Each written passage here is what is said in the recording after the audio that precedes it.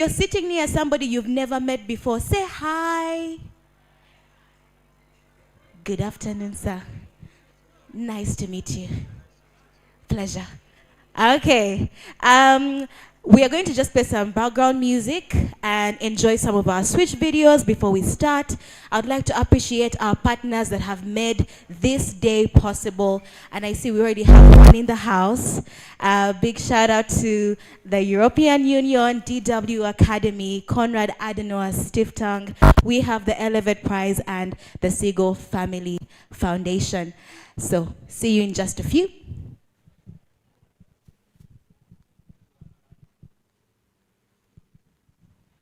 Some music. Maybe I should become a musician as well. Me and love, you are great, you love me. Wasn't enough for you, so love to be. Now I'm trying to get over you. You ain't next to me at all. I'll pick up the phone and call. You don't love me like you used to. Tell me what is going on. I'm standing here alone. You don't love me like you used to. Come on, come on. Come on, come on. Remember what you said. You stepped up on me, seen you running. Got me stressing like you know I just can't forget how you put that thing on me. I wish we never met. Swear I wouldn't be lonely. You ain't missing me at all. No, no. Pick up the phone and call. You don't love me like you used to. Tell me what's going on. I'm standing here alone. You don't know me. As we wait to start, I hope you all have the program lined up. I will bring you what you should be expecting for today's graduation ceremony. If you are somebody that enjoys a youthful, vibrant energy, you are definitely in the right place. If you haven't registered at the entrance, please do. We're going to have story dialogues. We're going to have some entertainment, live band. Who loves live band here? Woo! Yeah, we're going to have some live band. We're going to have some entertainment videos, apprenticeship videos. We're going to have story exhibitions. Some of our media fellows who are graduating have worked on amazing pieces of stories. We're going to have the opportunity to look through some of them. We are also going to have a lot of cake. Yes, we have some cake ready for you all. And she likes it my way. Of some of our fellows, our mentors. She keeps running back to see me do it my way. My way. What I say goes, and I'm in control. Senoritas, two-seaters, live on our social media platforms. You can find out at the Media Challenge Initiative. Catching bricks don't concern me. So forget it, little midget. My mind on 7 digits. Before I pay, having skies to visit. I'm pulling off stops, locking down on spots. Saying you can't front. So from this day forth, you know I'm all about heat. And what I do, be the major league. That's why your girlfriend's paging me. And she know, like he know, you don't see her like I see her, so she's out the door. Shotgun in my drop, having fun with the dun system. Bass on conversation about how she been chasing me. You promise to smile? Saying give it to me now, baby. What should we say? Admit it. What should we say? Silence. Okay, let's say MCI, right? All right, 1, 2, 3, we go. Yeah, that's pretty cool. I'm going to tag all you guys.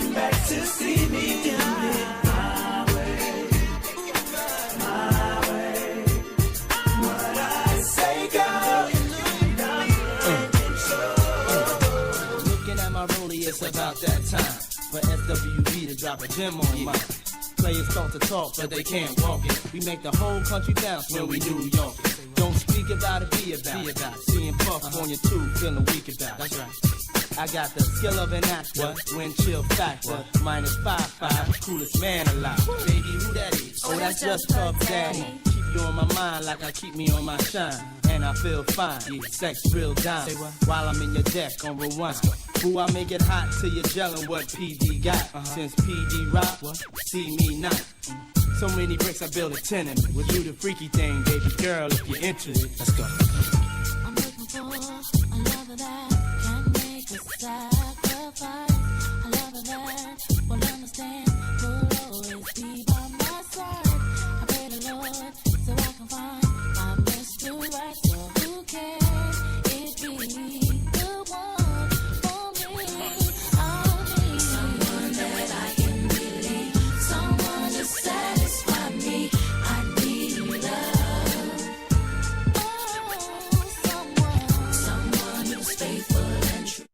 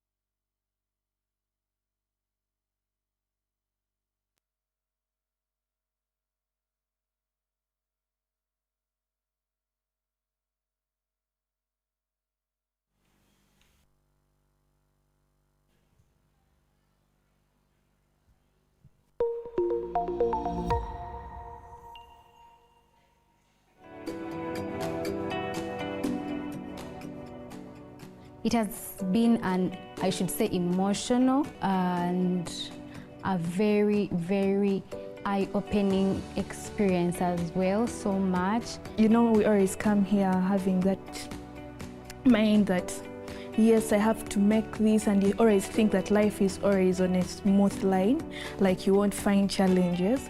By this fellowship, it has really made me grow up. My experience being part of the apprenticeship program has been rewarding. It's been really rewarding and exciting. Of course, one which is filled with a lot of pressure as well due to its vigorous nature. You know, assignments are needed on time, then there is this coming through as well, all in a short period of time. But nonetheless, that does not matter because now you get to connect with different people coming through different walks of life. You know, also shifting to a different city all the way from Bali now to Kampala, I have to build a new community of friends.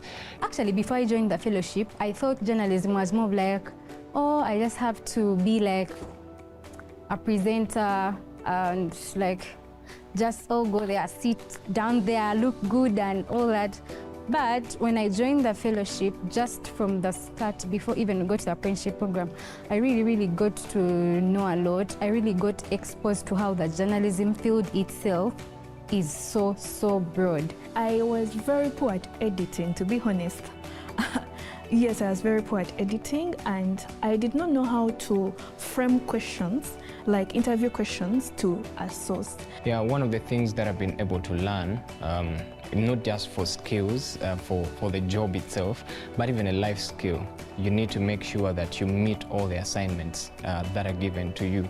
It doesn't matter whether you feel like doing it or you don't feel like doing it. You don't come closed off saying that, for me, I only came here to learn how to edit, and that's where I'm going to end. Previously, we would get, you know, fellows into one single week of reporting. We are having the public program gave and transparency each cohort 60 days to go through, you know, a newsroom experience, and they learned and participated fully in the pitching, identification of story ideas and research, the pitching of stories, story execution. They also could cut their, you know, video pieces and share them with the editor. Whatever effort that you put in ensuring that this program actually goes forward is not in vain, because the skills, you know, the mindset that is being structured and shaped in the individuals that go through this program is really going to produce a breed of journalists that are really going to see the state of journalism be better in Uganda and in the world in general. Thank you for coming up with such a great opportunity for young people like us.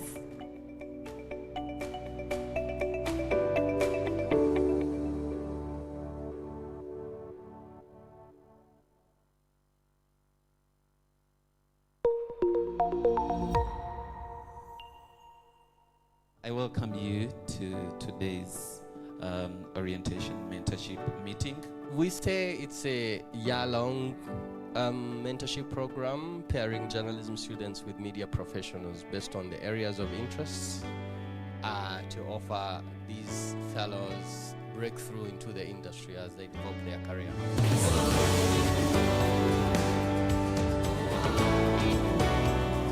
The mentorship program gives us a clear picture of what is in the field, because we work with the people that are already out there, people that we've been seeing on the screens. I really love it. I've been looking for a mentor, and I'm really happy I've been given my favorite mentor. I think one of the success stories of the program is fellows or current alums being able to commit their time and serve as mentors now. I think the mentorship program really comes in handy for the mentees and us to pass on the knowledge, you know, the skills that we've been able to acquire over time. What I envision, particularly for my mentees, is the fact that I am able to share the skills or the knowledge that I currently have. Well, having mentees myself is such a big deal because it's one way for me to give back to the community that has also done so much for my career, but also at the same time, it is an opportunity to share knowledge and the skill set that I have grown over the years, okay? So it's a big deal for me. From this mentorship, I would love to build investigative journalism pitching angles and also storytelling and developing my leadership skills, because I believe a journalist is a leader.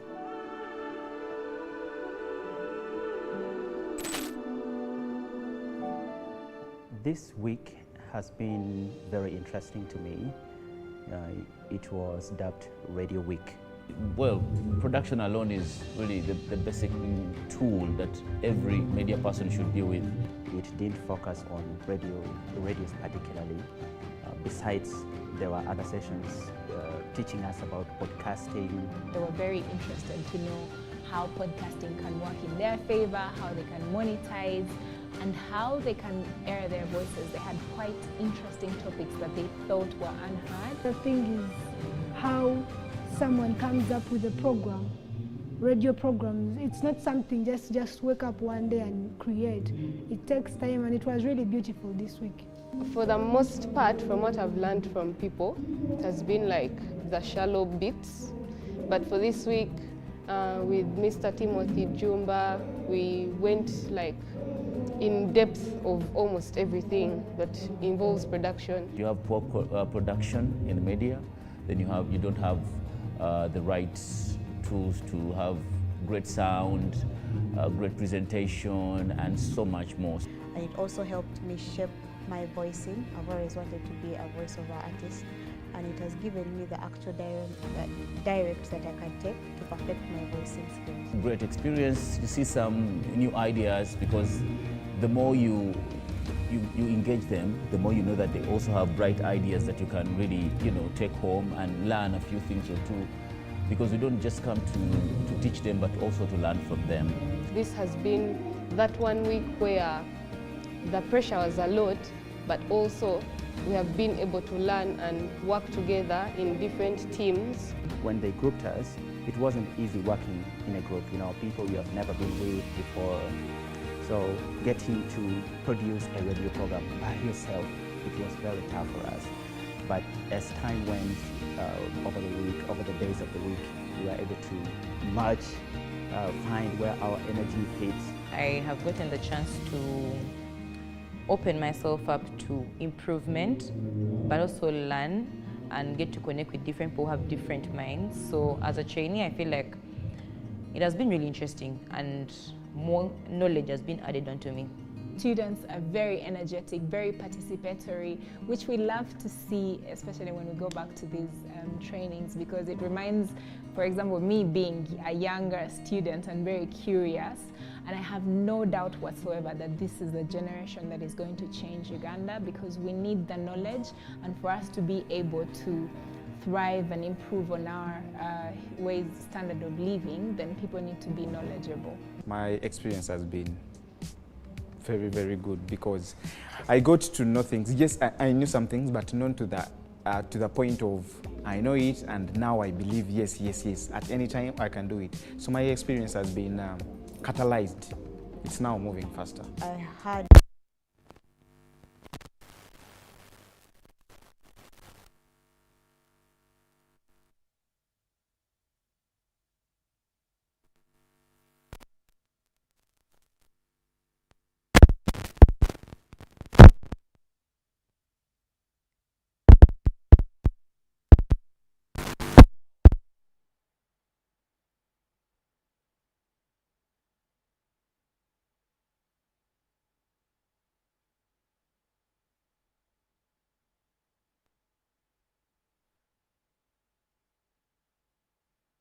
the way the media should. It's not, you don't pay for this program, meaning anyone can attend it as long as you have something in your, you have something with you, that you have a passion in you, like I want to do this. And if you're focused, they give you a hands-on experience of which you cannot get from anywhere. There's a lot that you get in here that you're never going to get outside. MCI has given us a space that we have been able to learn from, that we have been able to grow, weaknesses that I needed to improve, and spaces that I needed to get myself out of. This program is really important because it develops someone's skills. It helps people to find their purpose or their careers or their future. For a young journalist, I myself, speaking for myself, doing journalism, the first image that we have in our heads is I want to be on TV. Radio is rarely talked about, so it gives you the picture of radio and what you didn't know about radio. It's not just a matter of speaking on air and all that. There is a lot that we don't see. So it has given me a chance to see the behind the scenes. They are in a rush. They should really drop it. If they want, they should be just patient and take on the exercise as something that should, go on for a long time. This is a career. It's not just a one-off. So when you're building a career, it takes some time. So they should really give it time and then practice, work on themselves until they get there. Tell the stories that are going to shape our narrative, change the perception about Uganda, for example. Our reputation has been marred by so many stories in the past, but it is upon us now to tell the stories we want to see out there. One, to be flexible, to acquire new skills every other day, because in this ever-changing world, or the so-called information society, technical skills are going to be critical, and it's only that techno-savvy journalist that is going to be able to survive and beat competition.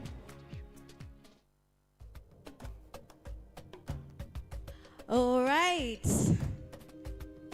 Good afternoon, ladies and gentlemen, once again. Having the public accountability and Good transparency. afternoon, ladies and Any gentlemen. journalist who is uninformed cannot purport to inform the Good society. afternoon, ladies and gentlemen.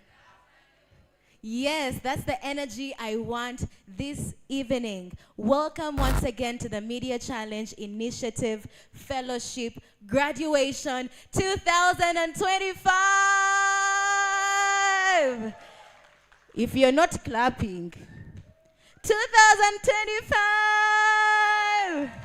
Yes, we are so proud of our fellows for this year's fellowship program.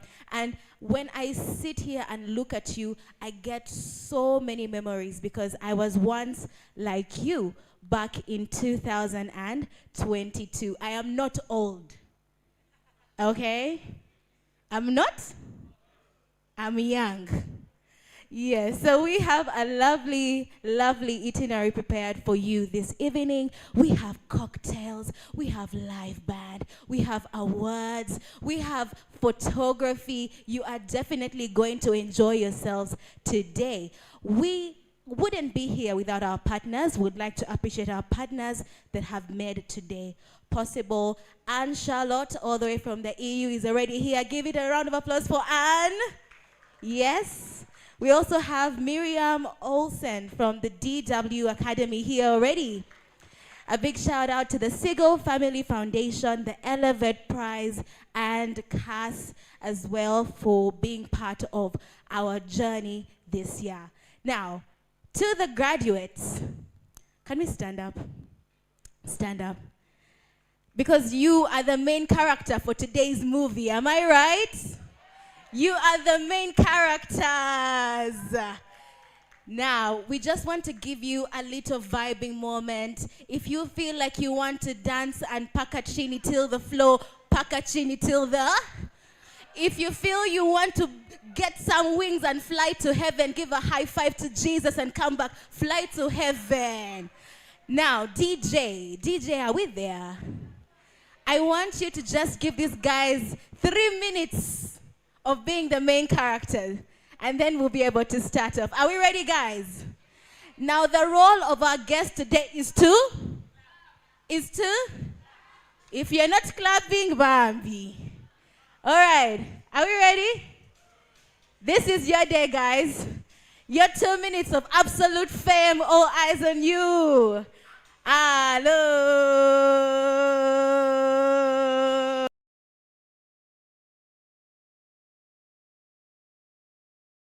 Okay, okay, okay, okay, okay, okay, okay. All right. Go look, go look, go look, go look, go look. Hey. Okay. Turn around, turn around, turn around, turn around, turn around, turn around, turn around, turn around. Okay. Now just go lower to your seats. Down, down, down, down, down. All right. Hey, we forgot to clap. Let's clap. Lovely. So we are officially going to start off today's program lineup with a story dialogue going to be led by Shiva. But before she comes onto the stage, I'd like to invite our MCI newsroom editor, Mr. Amos Wambi, who has walked this journey with our MCI fellows. I think we can go a little louder. Yeah.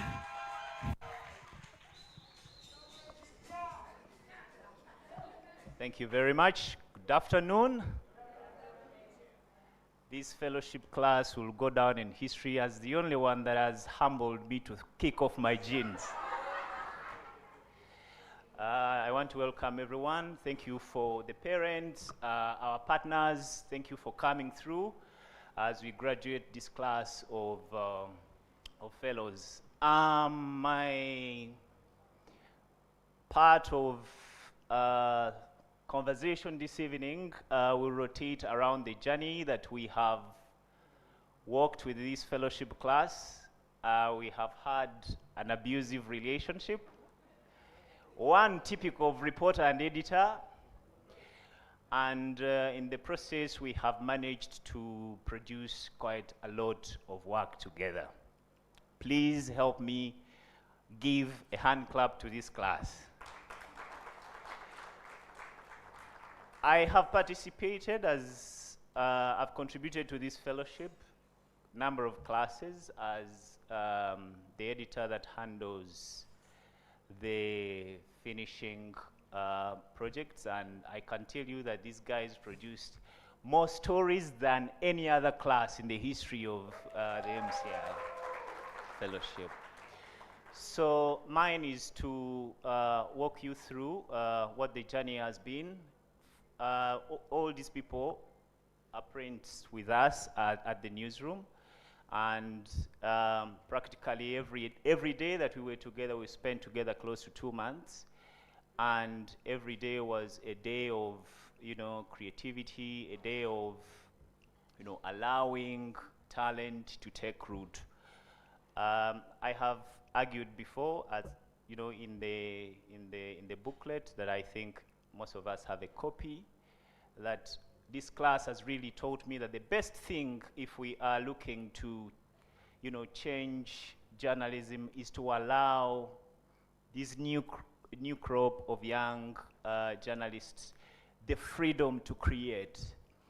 That freedom gives them the liberty to move beyond the narrow confines of assignments that we give as editors, to allow them to fully, look at society and see how best they can contribute to it journalistically. But in a few minutes, these very people will take you around the stories that they have done. There are things behind your backs. In a few minutes, they will be filled with stories of what each one of these people has done. So for me as an editor, today is an accountability day, not for the newsroom, but for the individual reporters. I want to congratulate you, class of 2025, and I hope we shall stay in touch. Thank you very much. Another round of applause for Amos. Well, I love what he said. One of the most important things for us to do is to allow young journalists to create. that freedom to step outside the normal traditional confines of journalism is important. Now, he did talk about having an abusive relationship, quote unquote. We're going to have Shiba Nakakande to take us through a story dialogue featuring some of our fellows here to share their experiences, the things they enjoyed, what they didn't like that much, what they were able to learn. A big round of applause for Shiba! Yes.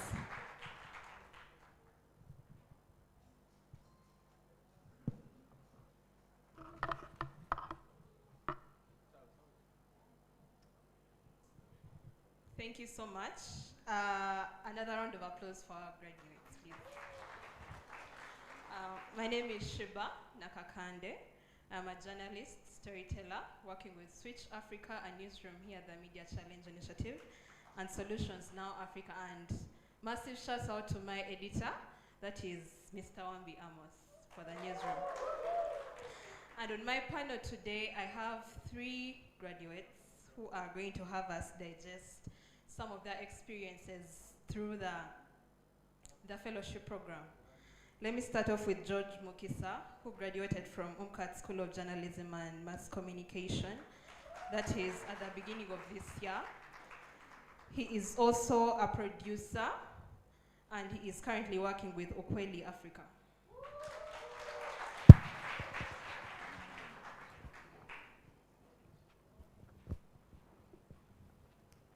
Next on my panel is Nanyondo Doreen, a 2025 MCI Fellow from Uganda Matters University, who is in her final year. She is passionate about writing stories, reporting community issues, and covering agriculture. She looks forward to changing the world through storytelling. Another round of applause for her, please. Then finally, on my panel, I have Aguer Nyon, who is also known as Ella. Ella graduated from Victoria University just last month. Congratulations to her. And she is also a passionate storyteller who produced massive body of work while with us in the newsroom.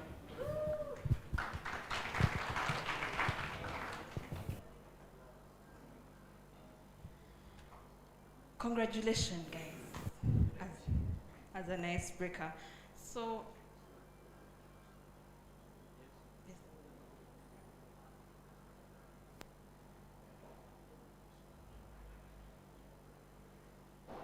let me start off with George, who did most of the work to ensure most of the public accountability stories are to life, the ones you are going to see right now. He served as a great role to his peers in the newsroom. He was always behind the camera. We are going to Bogolo, we are going to Chadondo. Where is George? Where is George? George, please tell me about your experience.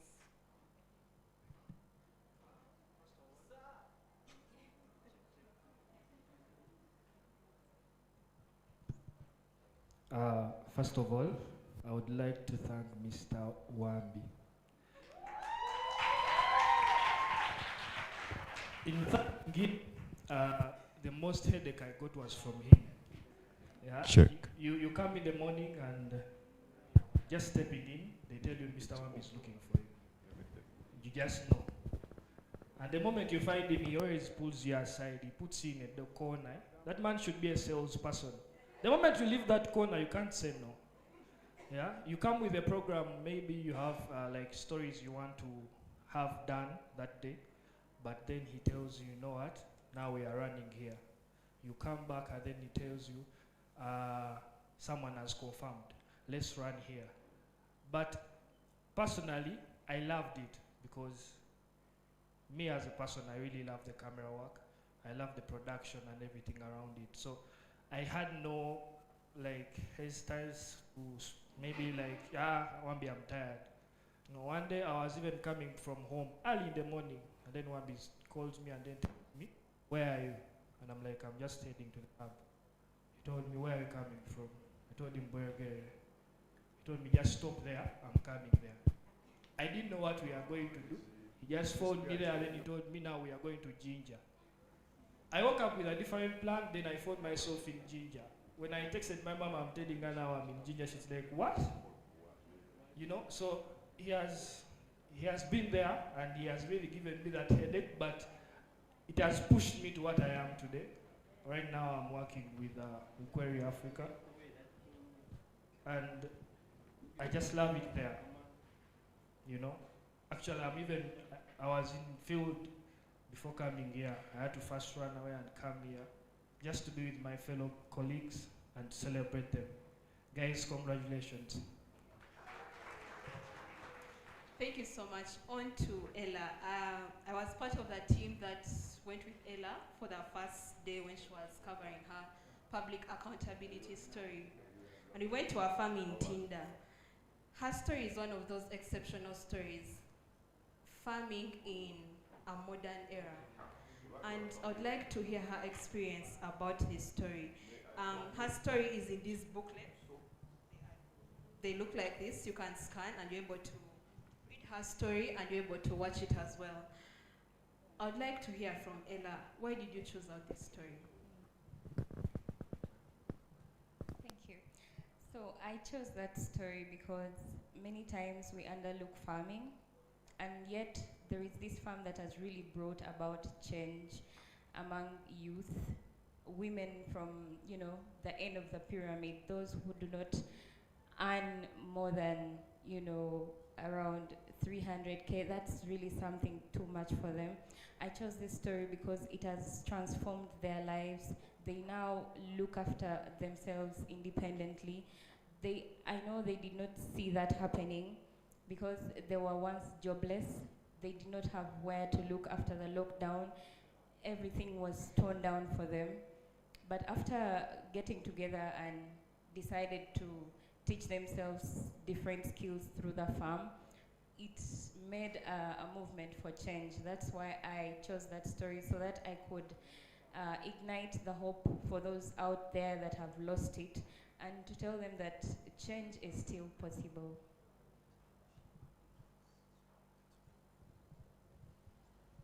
Thank you so much, Ella. On to Doreen. Doreen's story is as well about agriculture. I think you might say I was biased while choosing my panelists. She covered a story in a rural area. Her story is also a unique story. You can check it out in the books. But from Doreen, I'd like to know how her experience has been to systematically think a story in terms of public accountability, how you're able to hold those in power accountable for whatever is happening in society in relation to your story. Thank you very much, Shiba. My story is about how agriculture farmers, specifically the maize farmers, are making losses due to post-harvest losses.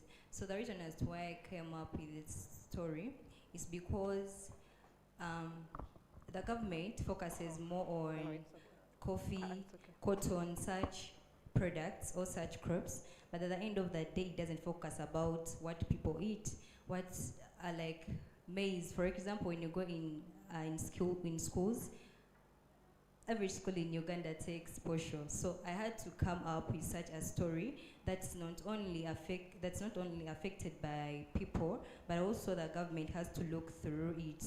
And post-harvest losses is not something that the government puts on much emphasis. Yet when you look at farmers, they harvest a lot of maize, but because of the post-harvest losses, they don't incur what they expect to get from what they have harvested from. So I had to get ways of packaging well my story to hold the government accountable. Thank you. What is the main thing that was your highlight while you were in field? The main thing, it was about service extension farmers. In Uganda, they are called abalimisa. When you look at some sub-counties, they only have one extension farmer. And when you look at the agriculture, like the agricultural farmers, they are very many, and they get one extension farmer has to take care of them all. So I wanted the government, through my story, to ensure that at least it increases on the number of extension farmers in the sub-counties. Yes. Thank you so much, Doreen. On to the apprenticeship program, which is part of the 60 days of the fellowship program. I would like to have me understand, because you got a chance to join us in the newsroom, Switch Africa, and you're able to connect with the young people because that's our main focus at the newsroom. Doreen currently has a platform of her own TikTok. She's now a citizen journalist. She's able to tell stories. I saw her story just a few weeks ago of 100 days of the Catholic Church. Yeah. I'm not so sure many people who watch the news, the bulletin, young people are able to watch her story, but her followers got to know about such an update through her platform. I would like to know from my panelists, starting from George, how was your experience in the newsroom? I really loved the Switch. That's the Switch office. I really love that office. Mostly the people in there, they were welcoming and they were free to share. But now the only challenge I had is that I mostly took my time in production. Actually, till date, Amos would say, if Amos is greeting me, he will tell me, how are you? And then in the next 5 minutes, you'll see him telling you, Nchakuba and Switch story. He always demands me for that, till date. And I feel like I would really come back and give him what he wants. But then, the experience I got filming my fellow colleagues, I really loved it. Like some of them you'd reach and they are really nervous. And then you would first step aside and then like, bro, we got this. Let's go back, you know. There are some stories, especially her. There is a story I did with her. It was so touching. We had to first pause, move out, first collect ourselves, and then come back. It was really something that was really touching, you get? But then it gave me that feel of a journalist. When you're into this, you have to feel what the other people are feeling, but then you don't have to forget what you have come to do. You have to come and tell that story. So we had to collect ourselves and then go back in and give the story and execute it, because the moment we come back without it, the guy would have killed us, you know. So I had to do my best and we were able to nail it. Yeah, thank you. On to Ella, we had newsroom meetings. At 8, you are not in the newsroom for the meeting, you're out. Yeah. How was your experience pitching those stories and making sure your story is published? You know, during that time, I really had to start balancing between idealism and realism. Like, how you would think through something and how you're going to put it out there is not going to really be the same. We had to think of the consequences of your story. Who is it going to help? Why are you even doing it in the first place? Because that journey helped me realize that I'm not just a mere journalist. I'm a journalist who knows the why behind every story that I do. The apprenticeship program was really transformative and grounding. You know, it taught me that true journalism really thrives on teamwork, and it taught me that collaboration is as powerful as competition. Thank you so much. Collaboration is as competition. On to Doreen. Doreen is a great storyteller in Luganda. That is where her strength is. She is so good at telling a Luganda story and you're able to answer it. And for that specific story that you did in agriculture, I would like to know, why do you envision transforming it into the Luganda side, because our platform is only English, and also your experience convincing us with a Luganda script that we should take on your story as a newsroom? Changing my script into Luganda. I think I can do it, but the problem is there are some words that are hard. When it comes to Luganda, to get a word that is matching with the English word is kind of hard. But I think I can do it. I can do it. And yeah, I believe I can do it. And I believe through like when you change your story into a local language, the audience understands more, because not everyone understands English. But the more you communicate to someone in their local language, they understand more. So even if I write the story in English and the president of Uganda, sorry to say so, does not understand English, meaning I'm not communicating to him. But once I translate it into the language that he understands, now he can take action because he knows what I'm trying to communicate to him. So I think changing into Luganda or any other local language can help the public understand what you're communicating to them better. Thank you so much. As we move on to our parting shots, I would like to know from my panelists what has been your highlight throughout the fellowship program. Just in a few words. Ladies first, really? Okay. Yeah, so my highlight for the entire journey, as I already said, collaboration is as powerful as competition. I learned that we have to work as a team, not compete against each other. And I also, from the journey, we should be journalists that tell stories that matter most. We should look into our society and see what do they need, what do we have. Not every story is going to help them, but we should look out for what matters most. So for every journalist out there, the graduating class, all I'm telling you is the media landscape is really changing so fast, but integrity is going to set you apart. So keep your voice really loud and tell stories that matter the most. My highlight, what I can say, whenever a chance comes, please take up that chance and stand out when things come into your face. Please stand out, show people what you can do, and do it to your best. Yeah. Thank you. Now, the reason why I wanted to be the last, because I knew my highlight is going to be quite far different from theirs. My highlight is from, every fellow, and even the fellows here, every fellow you meet, they will tell you the radio week is the hardest week. For them it was in the hotel, but ours was here. We used to leave at night, but then there is some point of time where all of us lost it. Each and every group, we all lost it, And I remember, I have to confess to them, I remember I had to go to a bus, and I'm like, bro, we are losing it. Because I realized at the moment where we were, we would not execute what we had to execute, So I talked to him, he came and talked to us, and everybody had, because after then, we all had to first go back home. I think that day we left a bit early, right?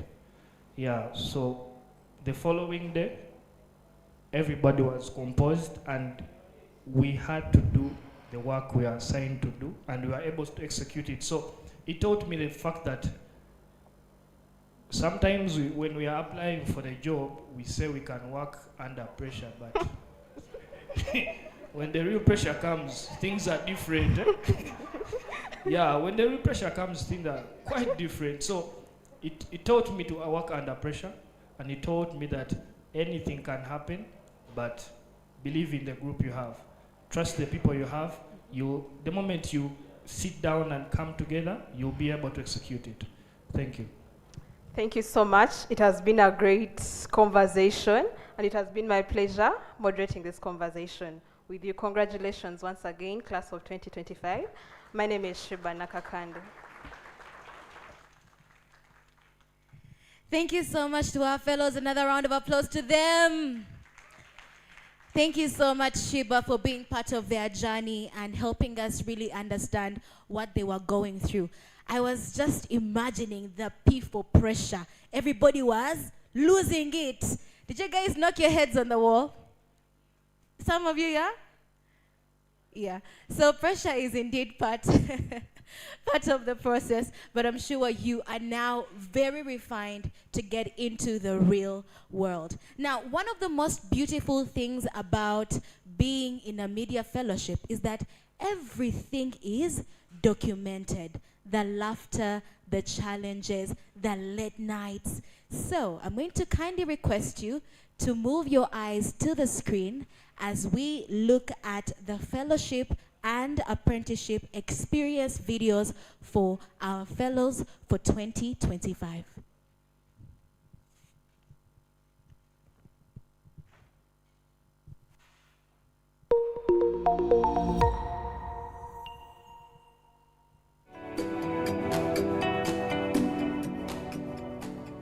It has been an, I should say, emotional and a very, very eye-opening experience as well, so much. You know, we always come here having that mind that, yes, I have to make this, and you always think that life is always on a smooth line, like you won't find challenges. But this fellowship, it has really made me grow up. My experience being part of the apprenticeship program has been rewarding. It's been really rewarding and exciting. Of course, one which is filled with a lot of pressure as well due to its vigorous nature. You know, assignments are needed on time, then there is this coming through as well, all in a short period of time.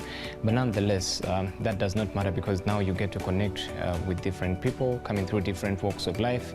You know, also shifting to a different city all the way from Bali now to Kampala. I have to build a new community of friends.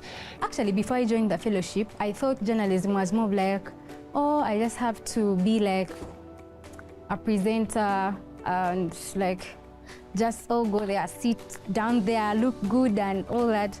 But when I joined the fellowship, just from the start, before even go to the apprenticeship program, I really got to know a lot. I really got exposed to how the journalism field itself is so broad. I was very poor at editing, to be honest. Yes, I was very poor at editing, and I did not know how to frame questions, like interview questions, to a source. Yeah, one of the things that I've been able to learn, not just for skills, for the job itself, but even a life skill. You need to make sure that you meet all the assignments that are given to you. It doesn't matter whether you feel like doing it or you don't feel like doing it.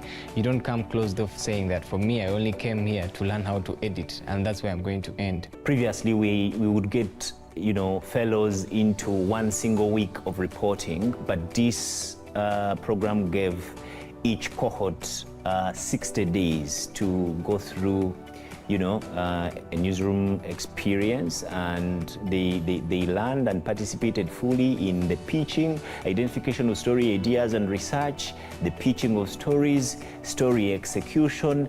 They also could cut their, you know, video pieces and share them with the editor. Whatever effort that you put in ensuring that this program actually goes forward is not in vain, because the skills, you know, the mindset that is being structured and shaped in the individuals that go through this program is really going to produce a breed of journalists that are really going to see the state of journalism be better in Uganda and in the world in general. Thank you for coming up with such a great opportunity for young people like us. A round of applause. I welcome you to today's I loved looking at how every fellow's perspective on what media looked like changed throughout the entire video. And we really are glad for the Media Challenge Initiative for making this process of transformation very easy for our young journalists. Now, before we continue, we would not be starting, or we wouldn't be here without the visionary mind behind the Media Challenge Initiative. He is a mentor, he is a leader, he is the reason why many of our stories are being seen today. Ladies and gentlemen, allow me to invite the CEO of the Media Challenge Initiative, Mr. Abbas Mpindi. It can be louder than that.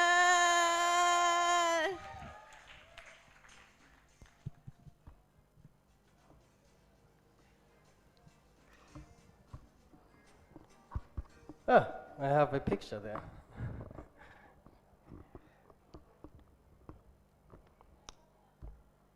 So the graduation is one of the most emotional days of Media Challenge Initiative, partly because we see the actual impact of the work that we do. So in most cases, I prepare a whole speech of what to say, and then I keep rethinking everything and just find like maybe I don't have the actual words to communicate on this special day. So with that, I want to start by welcoming all of you to the Big 8. Please clap. It's good for us to be in this moment to celebrate the new Bagore. So the class of 2025, congratulations. Clap for yourselves now. I know it's been a long year, and I will tell you why I want you to celebrate before I go into appreciating the partners. You're special in a way because with your class, we transitioned from our normal and usual fellowship to the newsroom concept. And you allowed us to experiment what this space would look like as a newsroom. So there's just very many mistakes that we made with this cohort of fellows that I would like to take this moment to apologize. Yes, Emily? She's like, yes, yes, yes. Yeah, to apologize to you guys. So there's many things. I mean, like, really moments where we know that we could have paid more attention, we could have given you more time, we could have put more resources, but those were things that were also happening to us in real time alongside other activities, and we may not have been fully present the way we want to be there. So for that, I want to say I am sorry, but not sorry. And that's because within that level of sort of like trying out things, we experimented more creativity around your cohort of fellows. So the radio week was here, you had more time with us as enjoying your apprenticeship program. So all that was a big, good, and bold experiment from my team. So please clap for yourselves, and deep inside, find a good place to forgive us. Yeah? Okay. Now, if you're here for the first time, or you're here for the first time for this program, there are things that no one knows apart from me, and I will say them today, and you will find that everyone that has gone through this program has at least, half of those, what I would call, je ne sais quoi, or things that make you special. So in my little notebook, I have 10 C's, and those 10 C's sort of become like our blueprint for at least what we attempt with the work of building the next generation of journalists. So most of these young people, when we start working with them, the first question is plain. What is your vision of life? In most cases, it's like, woof. So by the time we end, one of the things we attempt to say, okay, we want you to be able to define just your career compass. And so I will ask you now, for each of these C's that I'm going to talk about, how you feel about your, okay, now, how do you feel about your career compass in terms of the CV you've built? If it's nay, you say nay. If it's yay, you say yay, yes? So how do you feel about your CV that you've built over the years, over this year? You feel? Okay, so we tick that. For our partners, we are counting now, yeah? 2, confidence. Oh yeah?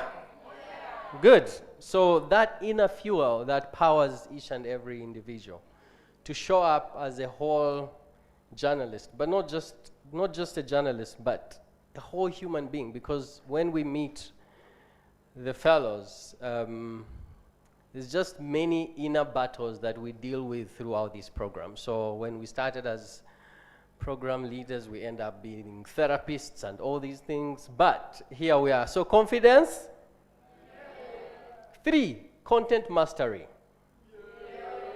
Perfect. So content mastery in terms of really actual journalism, content production. And that goes from what we call a one-woman, one-army journalist. 4, courage. Yeah? The courage to ask harder questions, the courage to fight for facts, the courage to stay committed to your goals, even if sometimes you have not a very clear picture. So courage? Perfect. You know, the other C is curiosity. Yeah? Yeah? Okay. So the idea is that at the end of the day, we're really developing a human being, a journalist who is going to be curious about the environment they are operating in. To cover some of the hardest issues in our communities, need a curious mind. Consistency. The discipline for deadlines, the discipline for, there. I think we can still work on some things, yeah? Commitment to facts. Yes. This is literally the North Star of your career. Are we together? So if you've ever doubted this C, this is your time to know that either you can choose to stay in this field knowing that you have to be committed to facts and the truth, or you can now decide to channel. And we welcome those decisions. Character, there I'm talking about attitude and personality. Yes?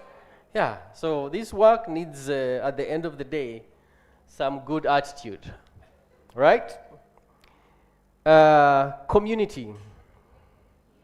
Yes? Yeah. We are not just building journalists, we're building a community. A community that will care for each other, but also a tribe of journalists who will fight for each other when you see your fellow journalists being attacked, who will speak up for facts, who will be able to hold people accountable, but also a community that has fun together. And finally, I think it's credibility, which we've given you. And if you don't understand that, it means you have bylines and you have a body of work that is going to be experienced today. So if you look at the back now, that was supposed to be a surprise by the team, so that way as you turn, you can see all the stories you've done. And those stories are published on our platform. So maybe I should also inform you that we have here the ED of the Africa Center of Media Excellence, who also puts together the Uganda National Journalism Awards. And this year, I've been told that there will be a Rising Star Award for a young career journalist. So, Doctor, I'm happy to inform you that you have 26 entries that are already here exhibited. So you may not need to issue a call. Maybe you can just walk through and not select today. But that's an opportunity. Please clap, guys. So those C's, I reveal them today at the Big 8, but that's what shapes behind the scenes, the values, the curriculum, the experiences that you go through each and every day when you show up. So most of you will show up just to get the content, but it's a whole lot of work being done. And so with that, I would like to give a big shout out to my team, Media Challenge Initiative. Please clap for them. A special note to 2 people, 3. One is our big editor, Mr. Wambe Amos. Yes. And Mr. Wambe Amos, this is the first time we've seen him in a court. So all the other classes, they have tried to get him to dress up. But I mean, he's always, you know, very, very presentable guy. But today he's just like went above and beyond. Behind the scenes, there are heroes you never know, but please, ladies and gentlemen, meet Madam Maganda Patricia. You need to wave so that people see you. There are other legends. Antonio Exembo, please clap for Antonio. Ali Kakembo. I couldn't. Who else? Uncle Sai.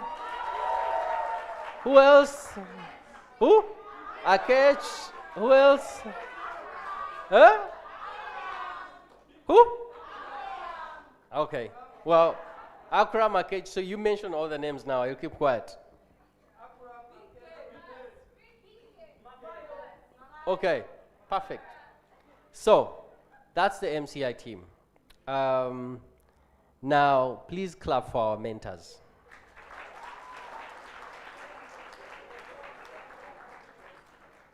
In a bigger and, let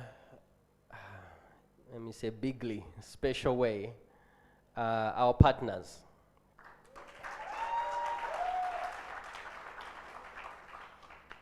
Our partners are very personal. So for me, I could shed tears when I'm talking about them. But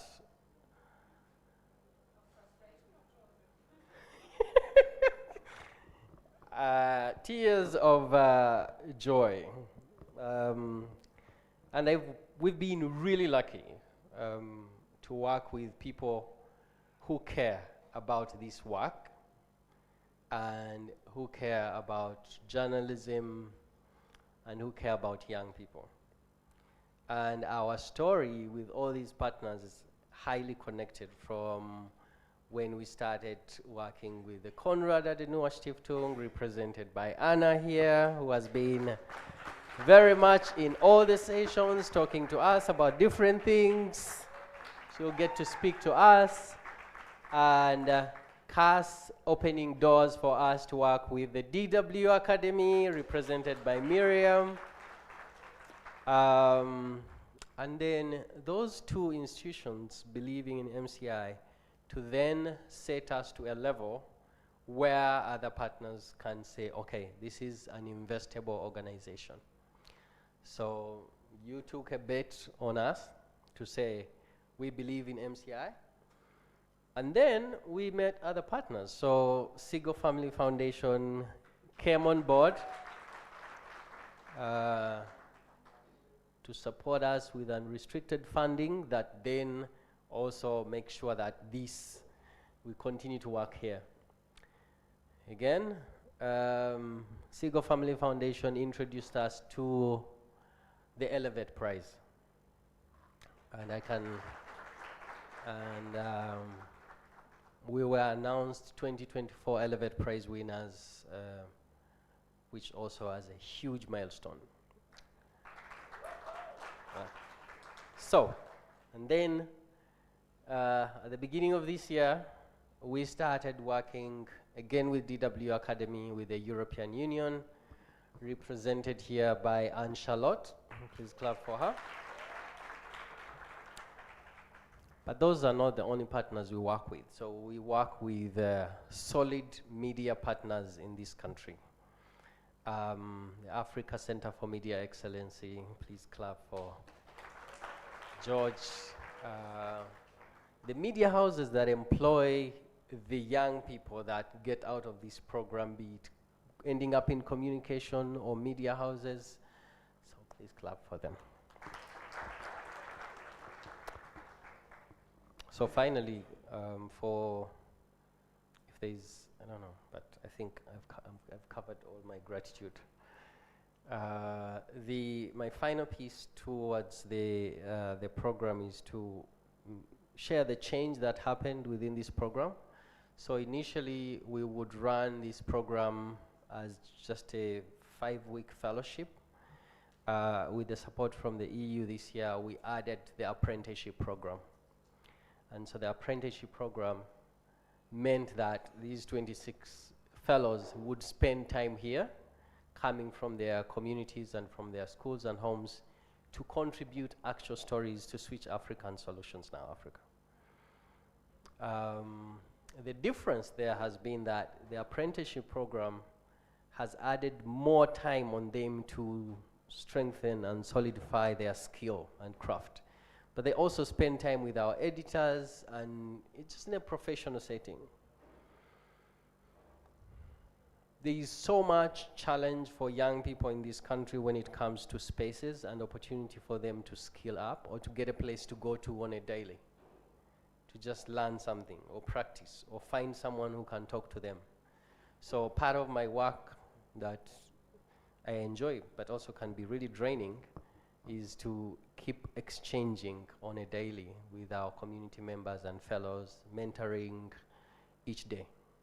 But that's why we started the space, and we appreciate to be able for the support to continue that apprenticeship program. Next year,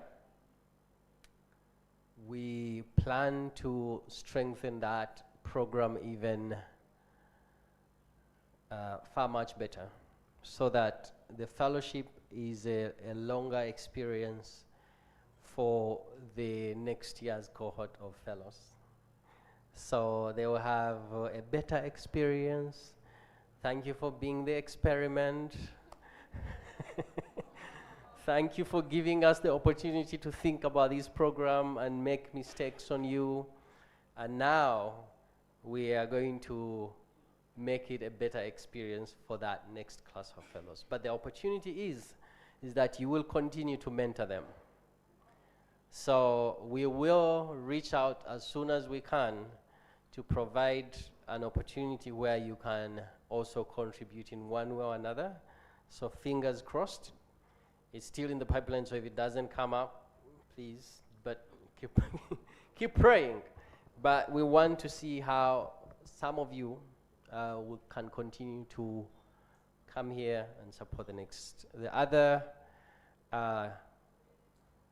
announcement that I will make to you is that starting next year, we will only be taking on at least 70% of fellows to be finalists in your schools, because second years and first years still have a chance to apply and get into the fellowship. Third years and finalists have an opportunity to actually spend time in a residence program to apply their skill. So so that's why, that's why I'm saying, like, you helped us to experiment this. This will be a good opportunity for that next class of fellows. Otherwise, thank you so much. Congratulations. And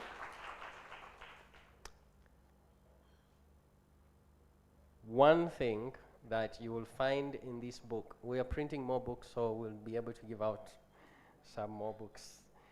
I put a message here for you, which is, it's a long message, but there's just one thing that I will read for you, which is, the world you're entering is challenged. Newsrooms are shrinking. Misinformation and disinformation spreads faster than facts.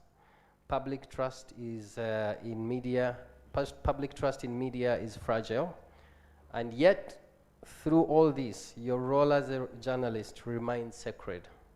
To inform, to question, to hold power accountable, and to remind society that truth still matters. And the world needs your voices now more than ever. Go forth, tell the stories that need to be told, amplify the unheard, and above all, love facts and defend them passionately. Finally, as you leave this hall, remember that MCI is not a place you graduate from. It's a community you carry wherever you go. So whenever the world feels too noisy and stressful, you know where to find us. Your story still belongs here. Keep growing and keep glowing. Thank you very much. Over to you, Hannah. Thank you very much. Another round of applause to Abbas. Thank you so much for believing in the future of journalism, for believing in the future of what young, passionate storytellers can actually do. We're going to just take a couple of minutes to listen from our partners. Allow me to introduce Anna Reisman from CAS to just say something to us, and we'll move on to the next. Round of applause for Anna. She has traveled this journey with each of you. This is very true. Thank you, Hannah, very much. Hi, guys. So good to see you here with your blue hats. The moment has come. Clap for yourselves, as somebody would say here. We've walked a long journey together. Is it true? And as I look back and I see that this is the 8th cohort that we are graduating, and I think for me personally, it's the 5th and I believe also the last. It is also a very, very special moment for me that I share with you guys. For you, you know, we are passing by in your lives. We are investing in your lives. We are investing in your professional career, but also in you as individuals.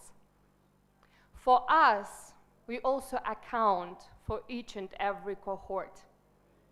You are the ones who show whether we did our job right or not.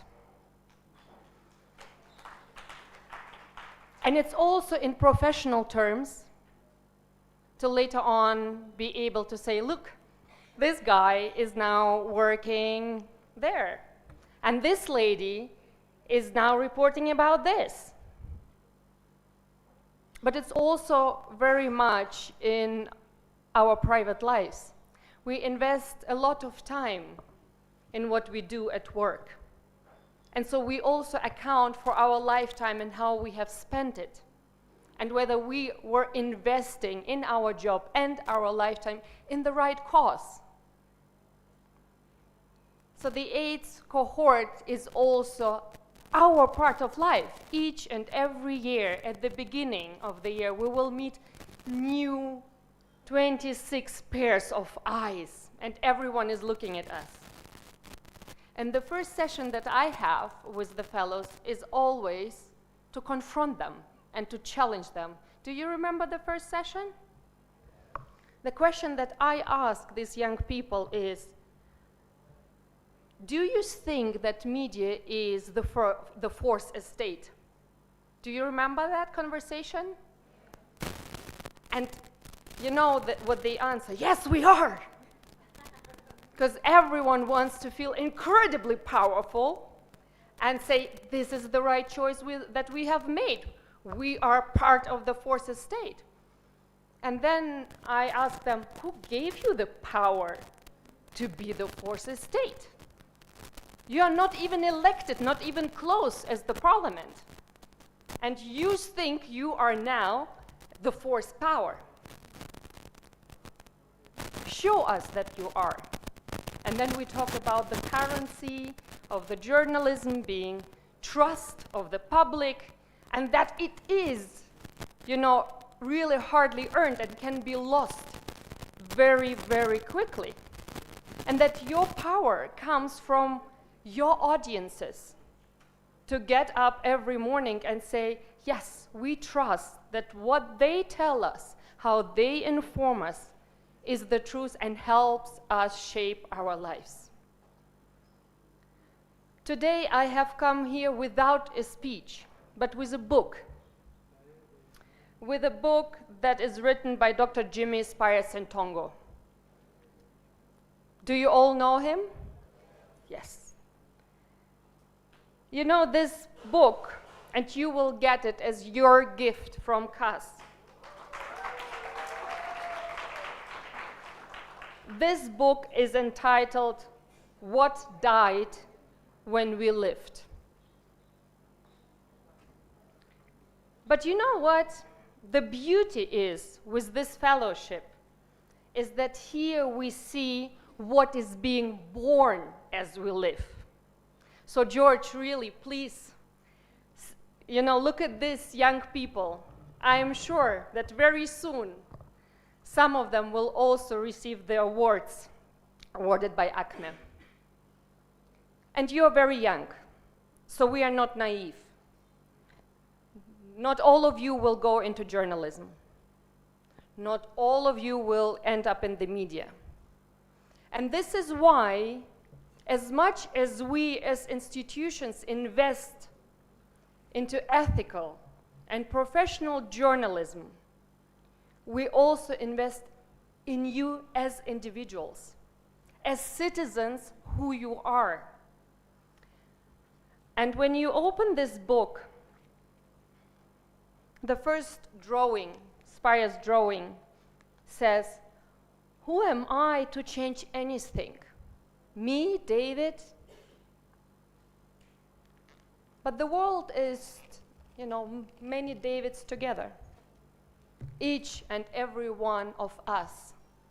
No matter whether you will remain in the journalism or in the media sector, no matter where you're going from here, you are part of the society. So it is on you to be able to change things. It is our individual responsibility that transfers in collective responsibility.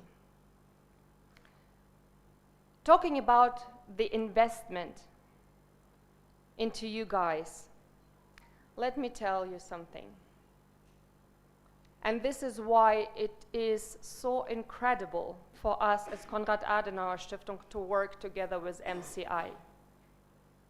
I cannot name many organizations that are so invested into what they are doing day and night. All the energy, all the effort, all the time that they put into this fellowship to make it happen, to see what is born as we live. MCI and the MCI team, I applaud you from the bottom of my heart for the hard work that you're doing. And thank you very much for mentioning us as your partners. I have asked for figures, how much we as CAS invest into this fellowship on an annual basis. Just this investment into this cohort 2025. But before I get there, let me ask you a question.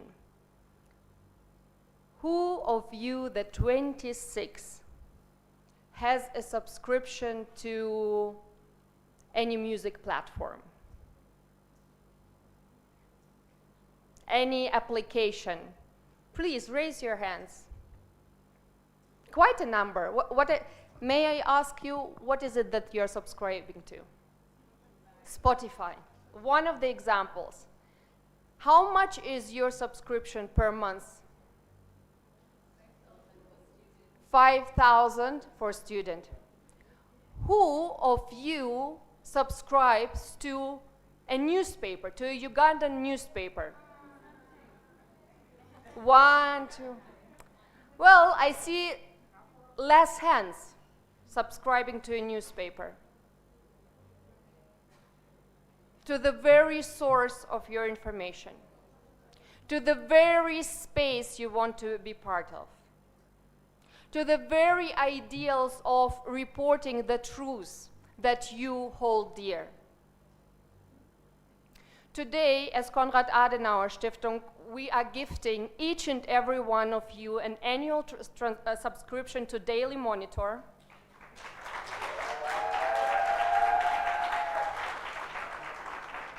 But what we want you to guys to do with it, we want to use it, to read it, and understand that a subscription to Daily Monitor of 7,000 UGIC per month is what you are ready to invest into Spotify and not ready to invest maybe in your very own media. And we hope that after this 1 year, you will say, you know what? I will extend my subscription on my own now. Because it matters. It matters to invest in things, in ideals that we believe in. For the CAS, just for the CAS, and there are many other partners, and I'm sure they can also show you their figures. Us as CAS, we have invested this year in each and every one of you 3 million Uganda shilling.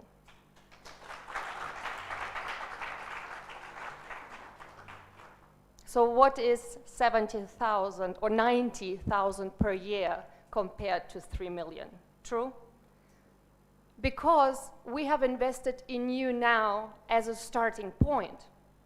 But we hope that one day you will end up in this sector and you will count on the investment of others for your salaries, to be able to support your families with the work that you are so passionate about. We are extremely passionate about journalism because we believe in what is said over there. Journalism can make the world a better place. And we believe that professional and ethical media is an important pillar in shaping democracy. And this is what CAS stands for. So once again, guys, our investment into you and what comes out of it is also the account of our own lives. And we will be very happy to see you succeed as individuals and as professionals in your private and in your professional life. Thank you very much. It's been quite a journey and we have enjoyed it. Thank you. Thank you so much to CAS for being part of this journey. Thank you so much, Anna Reisman. Even when we were still in the fellowship back in 2022, she was still part of our journey. Just a small question, Anna. Do I get a book as well? And the subscription as well? No? Okay, all right. Okay. Allow me to invite one of our partners from DW Academy, Miriam Olsen, as well, to share with us just something very brief. Thank you so much. Is this on? Now it's on. You can hear me, yeah? So, from the DW Academy family, also, congratulations to all of you. And also to the parents who are here and who invested also in their children. Congratulations to you too. You must be super proud. So you made it through this amazing fellowship program and you should be super proud of yourself. And today is not only the end of this fellowship, it is also the start of a new journey for each and every one of you. As journalists, as storytellers, as change makers, and maybe, as Anna said, as something completely different. But that doesn't matter because what was planted here, the little seed that was planted, I think you are going to take it with you wherever you go, and you are going to make a change. This morning I wrote to Abbas and I asked him, can you give me like 2-3 words, how would you describe this cohort of fellows? What is strong about them, what is special about them? And what he said is, this was one of the most committed, enthusiastic, and creative groups and cohorts that we ever had. Well done to you. So throughout this fellowship program, you went through a number of trainings that were developed in partnership together with DW Academy and also Media Challenge Initiative, and with also support from the German government and the European Union. So thank you also to Anne-Charlotte for believing in us. You can clap for the EU. So when the journey or I would call it the partnership, but also a friendship between Media Challenge Initiative and DW Academy, when we started in 2018, what we had in common was a joint vision, and that was that we are building a generation of journalists that are not just producing stories, but that make a difference through the stories that they are telling. And in my view, and when I also look at you now, this partnership is very special because both MCI and us bring very different traits to the partnership, and I think that is also how this fellowship formed. What MCI offers is amazing trainers. I think you can also clap again for everyone from the MCI team. They have, of course, a lot of journalistic expertise and a deep understanding of the Ugandan context. But DW Academy, as being part of the broadcaster DW, we also bring the more global perspective onto journalism and a strong expertise in the field of methodology and training approaches. So I think this merger was something special. And I heard just now that the Radio Week was a bit challenging. Apologies for that. That was part of the partnership. So I hope you still took something out of it, and it really also helped you to transform your way of how you practice journalism. You are the 8th cohort of fellows that are graduating here, and you have a lot of very big footsteps to step into. I saw Paul Kayonga already, who is also fellow of the MCI Media the MCI Media Fellowship, and even made it to Germany for DW Media Masters, International Media Masters. Also, we have Tracy Kansime at NBS and is it NBS? NTV. And Felia Kulu. So the sessions that were born out of this partnership between Die Deutsche Welle and the Media Challenge Initiative was the participatory youth radio that I already mentioned, but also with support from the EU, the Week on Public Accountability and Transparency reporting, which I hope was really impactful for you also to see where are under or neglected stories, underrepresented stories, neglected stories that you would like to put at the focus of your work. And we saw already there a lot of stories, and I'm super curious also to read later through them, that can make a difference. And I think in this fellowship, you got all the skills, you got knowledge, you got expertise to now go out and change something. And you are standing here now, you're graduating, and I would love to encourage you to stick to it and to stay strong, because it's probably not going to be easy, especially in the beginning. I mean, everyone, I think from the older generation, we know how hard it was when we tried to enter the job market, and they would look at you like, what do you want? You have no idea. So it's going to be challenging, maybe not. Also, a lot of the journalists, especially in Uganda, they complain about low pay. There's a lot of stress because you also have reporting deadlines, you have to pitch your stories. There might also be factors or things that you cannot influence why your story is not going on air or is not being published, and this is a frustration you have to deal with. And I don't want to drag you down, I just want to also share that it's probably there might be hurdles. But journalism is also a very amazing field. I think I've never met so many passionate and special people like I met in the journalism, how do you say in English? Group. Sorry for my German. And you can, and also, one thing that I also wanted to encourage you, and there might also be generational challenges that you might face, because some of the people who are working are much older and might not appreciate the perspective or the vision that you bring in. But please, please, please, please, please, this vision is so important, and this perspective that you have as young people is so important. So please, stay strong. And tomorrow, you will be the ones who are taking these decisions. You will be the ones who can really influence and make a difference. And through the stories that you are telling, you can transform the life of people.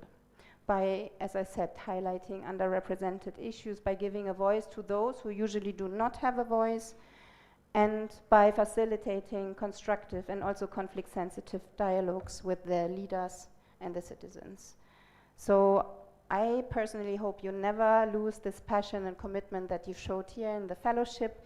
I wish you all an amazing career ahead, and we believe in you.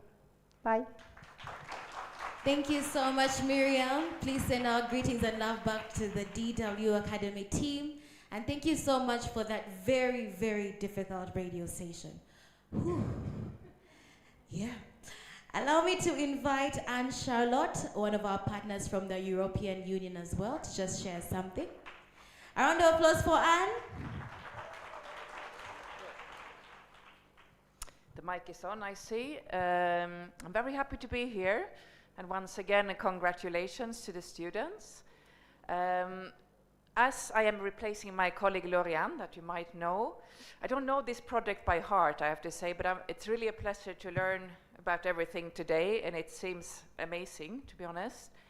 I know that the aim of the apprenticeship program is to provide a practical newsroom experience under the guidance of MCI and their experienced editors, also then complementing your academic learning. But I'm particularly actually excited about the fact that this program is specifically tailored to enhance skills on public accountability and transparency. And this is because this activity is just one activity that the EU supports under its bigger accountability program, where we reinforce accountability institutions like the Inspectorate of Government, the PPDA, the Office of the Auditor General, the Human Rights Commission, etc., to improve their work. But we also support CSOs in their job to inform citizens about their rights and also about their duties, and how they can contribute to ensuring public accountability. And we also support actually dialogue between these two sides, and that is also where I see that your work really can facilitate this public discourse and public dialogue.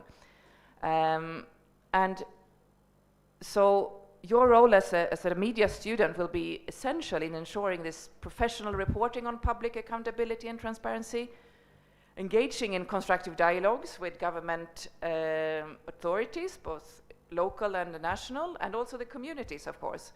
And then when reporting on public accountability and transparency, media acts as a watchdog, I would say, by informing the public about government and private sector actions, exposing misconduct and facilitating public discourse, and by providing then a platform for discussion and demanding transparency from the public and private sectors, the media then strengthens democracy. And I also wanted to stress that informing citizens on governance and service delivery must be done through evidence-based and structured reporting, right? Through investigating journalism and the dissemination of information, media outlets enable citizens to make informed decisions and to hold officials and institutions accountable for their decisions. And in investigating journalism, it's all about the fact of diversifying sources of information and to confront opinions, but without being sensational. Investigative journalism combats disinformation and contributes to educating the public on how to identify misleading information. So once again, I just wanted to say congratulations to this cohort of journalists, and I really hope that this fellowship training, or how you would call it, will contribute then to making journalism in Uganda even greater. So my applause to you, and congratulations again. Thank you so much, Anne. In fact, I'm quite jealous that the European Union came in at a time where you guys were able to get into an apprenticeship program, and I'm sure you're going to be way better than we were. Allow me to introduce another partner that has made this day happen. I'd like to invite Sylvia from the Seagull Family Foundation. Louder!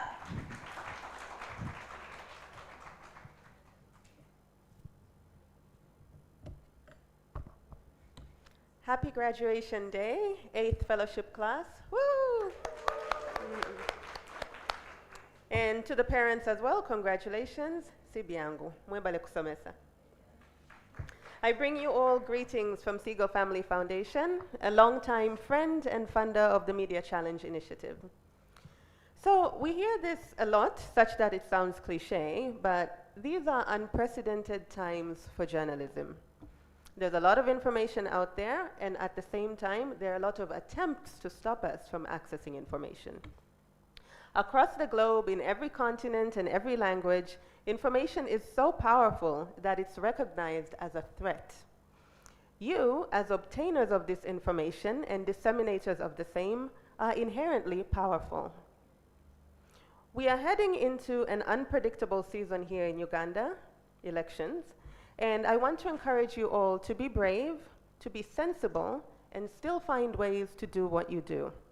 The public deserves it, the public needs it, and the public appreciates it. Anne Charlotte from the EU touched on the role of the media as a governance watchdog. If you're familiar with the American publication, The Washington Post, their slogan is, "Democracy dies in darkness." Just 2 weeks ago in Tanzania, Tanzania suffered horrendous election violence. And in that darkness, we see one example of the importance of community. On the ground, it's been really difficult for Tanzanian journalists to report the news and the facts of what's really happening. In that case, the foreign media has stepped in to lend a voice. As you do your work, I would like to remind you to collaborate with one another to amplify the news and shed light on both victories and tragedies wherever you are. In this era of cell phones, anyone can be a journalist, or they feel like they can be a journalist. But what sets you apart is your training and grounding in good practices. In this age of AI, I beg you, do not forget your humanity. These are tools to help you do your work, but nothing can ever replace you, and so you must never forget to always leave your personal mark. Anna from CAS pointed out that not all of you will find your career ultimately in journalism, and that's okay, because I myself have met numerous people who started in journalism and then pivoted to other things. The skills you have acquired will serve you well wherever you go, asking questions, doing research, compiling facts, presenting it all in a compelling manner. There isn't a field in this world that could not benefit from those skills. Miriam from DW Academy mentioned generational struggles as you bring your youthful perspective into the workplace. Generations come and go, but good journalism never gets old. You are energetic, you are vibrant, infuse that into your work for as long as you can. Congratulations once again, and all the very best to you all. Thank you so much, Sylvia. Good journalism never gets old. Now, the Media Challenge initiative, alongside the fellows, have prepared for us a lovely exhibition where you get a first-hand experience into their world as they covered a number of stories. Now, the Big 8 theme is telling stories that shape tomorrow, and that is exactly what you're going to get to interact with right now. Now, on this side of the room, we have Ottabong, Precious, Shadrach, Catherine, Doreen, and George's stories. And on this side of the room, we have Geraldine, Angelina, Christine, Ariane, Laura, Maria Jacinta on this side. We have 15 minutes to just go and interact with the stories and with the journalists as well. So please do enjoy yourself. Feel free to start on whichever side of the room. Thank you. To the fellows, please, you can move to your story exhibitions. And for those whose stories haven't yet been exhibited now, feel free to look at your other fellows' stories. I'll request for some music in the background as we enjoy the interactive sessions.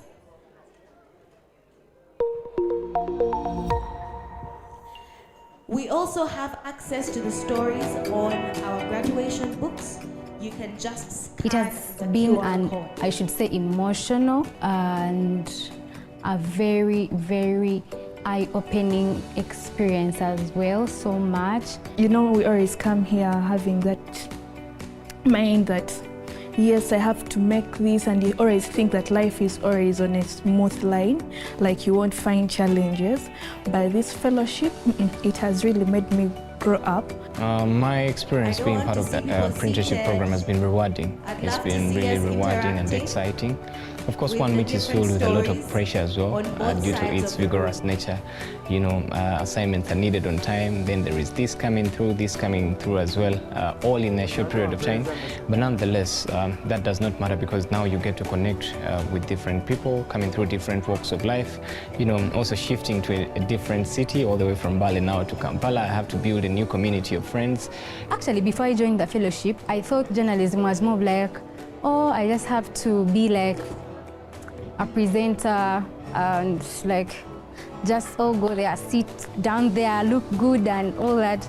But when I joined the fellowship, just from the start, before even got to the apprenticeship program, I really got to know a lot. I really got exposed to how the journalism field itself is so broad. I was very poor at editing, to be honest. Young people want to go out with their friends and have fun.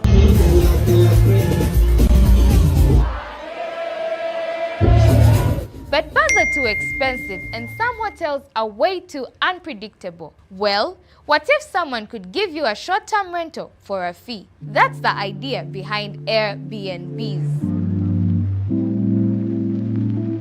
What initially started as a means to rent out rooms to tourists and guests in the United States has completely changed the hospitality and real estate sectors. This upscale accommodation has evolved into a space for loud house parties and quiet romantic nights for Uganda's youth. Hospitality is all about experience. Every owner is fighting hard to see to it that they have whatever it takes. Areas like Chanja, Chiwatule and Najera have become hotspots for Airbnbs. Their price range of 80 to 350,000 Uganda shillings has made them an alternative to modest housing. But as you go for that house party or night out, you need to be safe. It's important for a host to have your detail. If maybe you're a foreigner, we need to have your passport. And then there are also those who ask you how many people will be coming in, of which helps now the owner in case of anything, because they'll give you a space, ensure that you have the right security. Most people in this sector try their best to offer you a safe space. The easiest way to ensure safety is by verifying the host. Platforms like the Tuvayo app and TripAdvisor are a good place to start, since they offer listings of potential legit hosts. But still, don't just walk into anyone's house. Read their reviews and look for any red flags, because most times they are just hiding in plain sight. Informing your friends and loved ones is also important, so that you have some extra assurance that you will go back home safe. Take these precautions and be aware of any potential risks. Airbnb popularity is skyrocketing in Uganda, but before you call your friends for that house party, don't forget to look out for yourself, because it's better to be safe than sorry.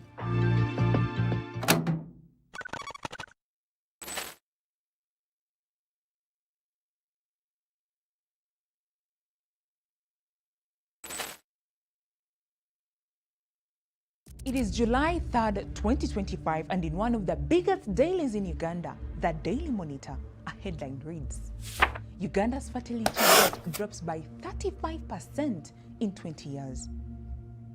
The same report states that between 1969 and 2002, one woman had an average of 7 children. After 2002 upwards, the same report places a woman at 4.5 births. What has changed? Let me give you a clue. Changing global context, economic and social barriers, lack of reproductive autonomy, and gender inequality. The large volumes of debate about this topic generate very many questions, but answer only a few. It is here that rumors and half-truths about lifestyle emerge. One amongst many is the contribution of saunas to lowered men's infertility. The belief amongst men is that if you keep frequenting saunas, the visits will be at the expense of your sexual prowess. But how true is this? Medically, we cannot point out maybe a research, but this research was done by this. And even someone may just think it may be because the sauna is if we are listing causes, it may be the last one on the list without a lot of evidence, without research to prove that it can cause infertility. To the doctor's credit, a few more clues align with this conclusion. A report around a significant portion of couples seeking fertility treatment at Mulago Hospital were found to have a male factor infertility, specifically low sperm quality, as the primary issue. When examined further, the low sperm count was in fact attributed to lifestyle choices like smoking, alcohol consumption, and poor nutrition. There was no mention of saunas. To this effect, for as long as it is done in moderation, you, my dear friend, can frequent the sauna for as long as your money is long.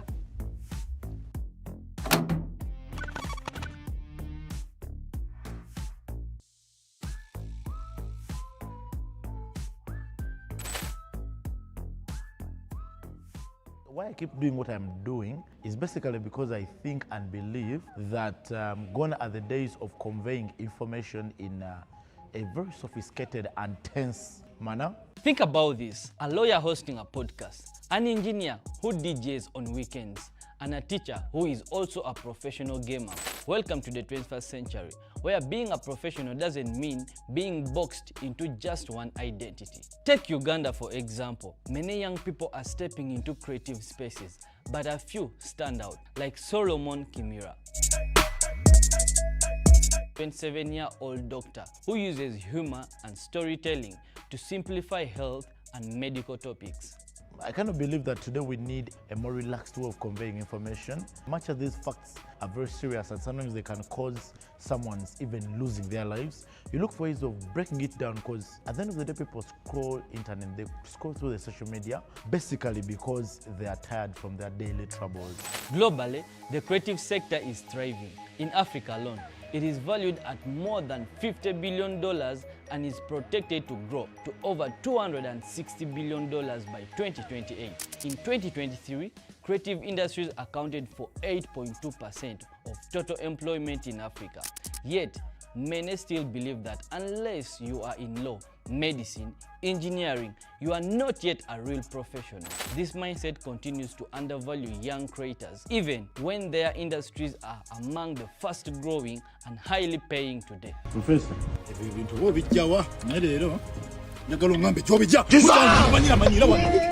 balancing patience and content creation is no easy task, but Dr. Kimura has managed to thrive in both worlds. He shows that versatility is power. Being a doctor made me a content creator, so I can't stop being a doctor to be a content creator. I don't compare them that what this and this, what's giving me more money. They are complementary because at the end of the day, after the TikTok and everything, you need to be having a job, you need to be having an address, an office, yeah. By mixing medicine with comedy, he tackles real-life challenges like mental health and misinformation. And what I'm doing is a kind of a prototype. It's novel, it's the first of its own kind. I had not seen a doctor who is really into the professional beat and again coming out to be a professional content creator at the scale at which we are. So I kind of feel like it's something pleasurable. I just thank God that I'm doing this. His story proves that creativity is not the opposite of professionalism. It can be a tool for a greater impact. This is where the shift is happening. Professions are no longer limited to rigid boxes. Media, humor, and creativity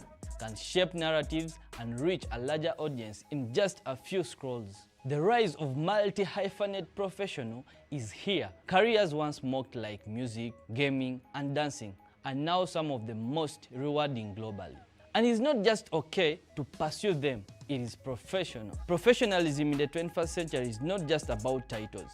It is about merging skills, embracing creativity, and using every tool at our disposal to impact and create. Whether in law, medicine, or music, thinking outside the box is the future work of Africa.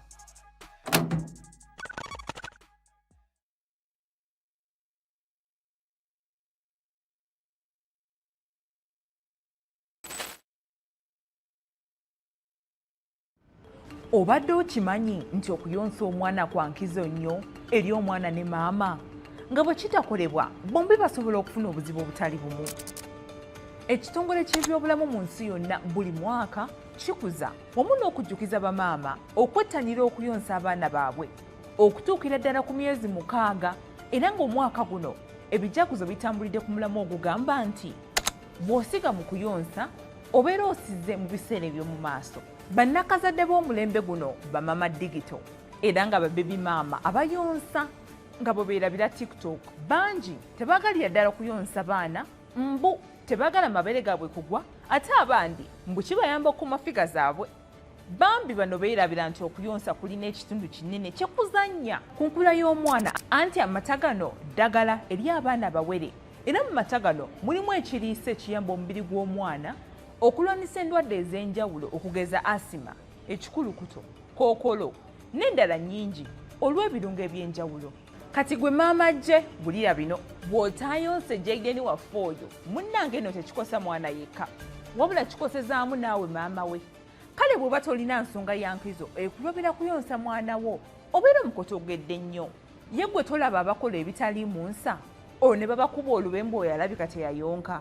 Era bw'otaayonse Pretty waffe oyo manya bano ba Prince, abalala Hani, abalala Shalom, jjukira nti amabeere go gasigala galeeta amata ekiyinza okuviirako okuzimba kwago kyokka mu bulumi obw'enjawulo olwo ne gatandika okutonnya olaba bwe weereetera kookolo n'ekivundu ky'amabeere.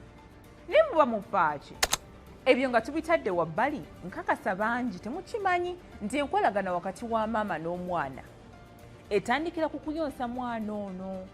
Anti wano omwana wayigira okwogerezeganya ne nnyina mu ngeri ez'enjawulo. Kyova olaba abaana abamu badduka ne bannyaabwe ate gwe yagaana okumuyonsa.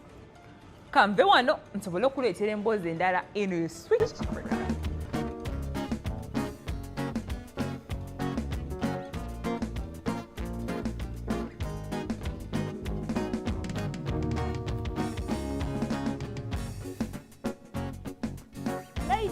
When was the last time you really thought about the health of your uterus?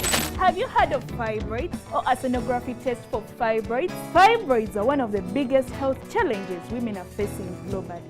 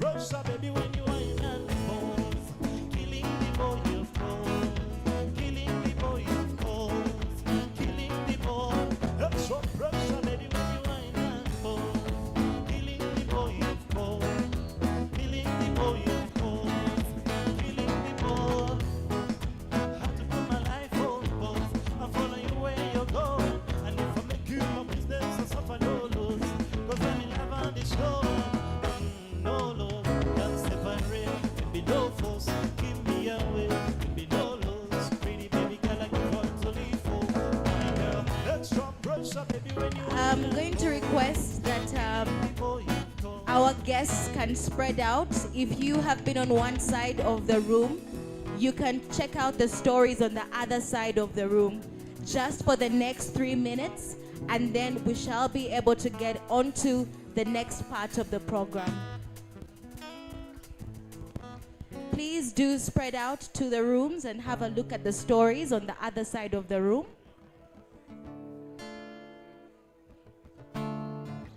And for those who want a wider opportunity, our graduation books have QR codes that can be scanned for you to access all the graduates' stories. Thank you very much.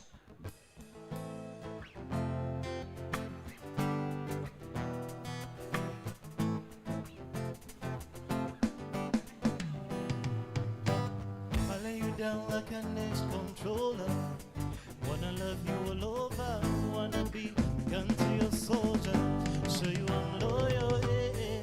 Wanna hold you tight like a folder. You are the beauty and the beholder. Be the rain to your lover. I told you, oh, I am loyal. Oh, baby, me and the way to. Me and me now, so don't be late. We belong together, no debate. Oh, make we relate. Oh, baby, why you wherever you go, go, go. You know, gonna ever go solo. Even if I'm horrible, I'll go follow you. Go, yo. Juliet and Romeo. I'll go follow you, go Mexico. Even Jericho, I don't go let you go. Baby, relax. Our love, get the best remarks. You light up the wall when you bring your nuts back. Relax. Leave the dirty mirth. Tell you all the dirty, daddy, me. Cook some lobsters, tell him in first. Love is a medication like a rest. Take it to a rest, Jamaica, it's after. Turn it yourself for your man, so call it out, and you put it, yeah. I'll be your neighbor in the fire, yeah. So nobody can figure it, fire, yeah. My baby never take you higher. My baby, why you? Juliet and Romeo. I go follow you to Mexico, even Jericho. I don't go let you go. Oh baby, why you? Juliet and Romeo. I go follow you to Mexico, even Jericho. I don't go let you go. One more time, say it. Baby, relax. Our love got the best remarks. You light up the wall, then you bring up the sparks. Relax. Let it do the mirth. Tell you all that ready, then in a me. Go get some rest. Celebrate that burst. Love is a medication like a rest. Take it to a rest. Get Jamaica roads after. Turn it yourself for your burn by never. Don't call it out, and you put your yeah. I'll be your neighbor and you'll fire, yeah. Say nobody can figure this fire, yeah.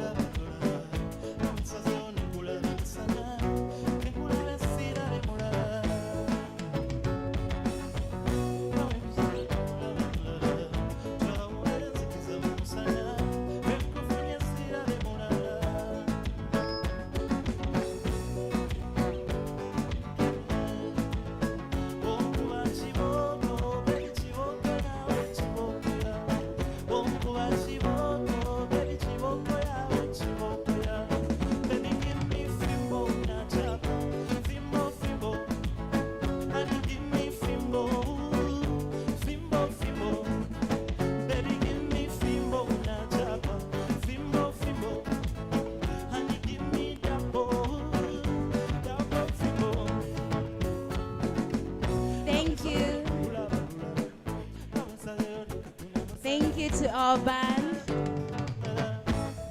All right.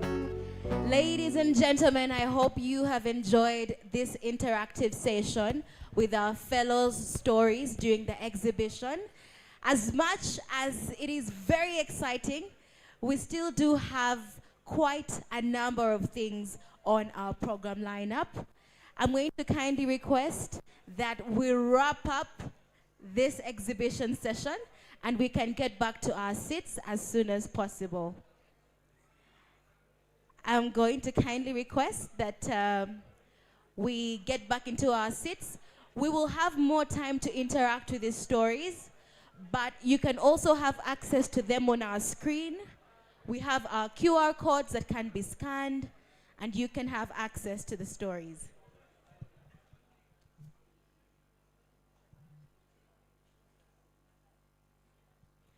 We have another round of exhibitions happening later on today, but we're going to call it just a break. All right, I see the excitement on people's faces, but I'm going to kindly request that we wrap up this exhibition session and we can all get back into our seats.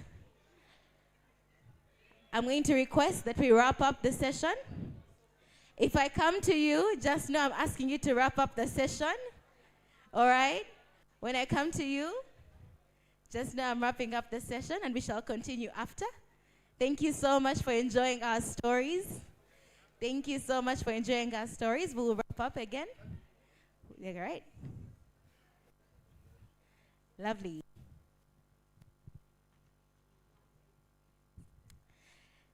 Thank you so much for enjoying the stories and being able to interact with some of our fellows. Maybe I can ask one of our guests which of the stories they have looked at is so far their favorite. I'll have to ask somebody that is experienced. Hello, Dan. Okay, there's this story I read over there. It's for George Mukisa, Riding Past Stereotypes. It's about a female who does border cycling and the challenges in there that are involved.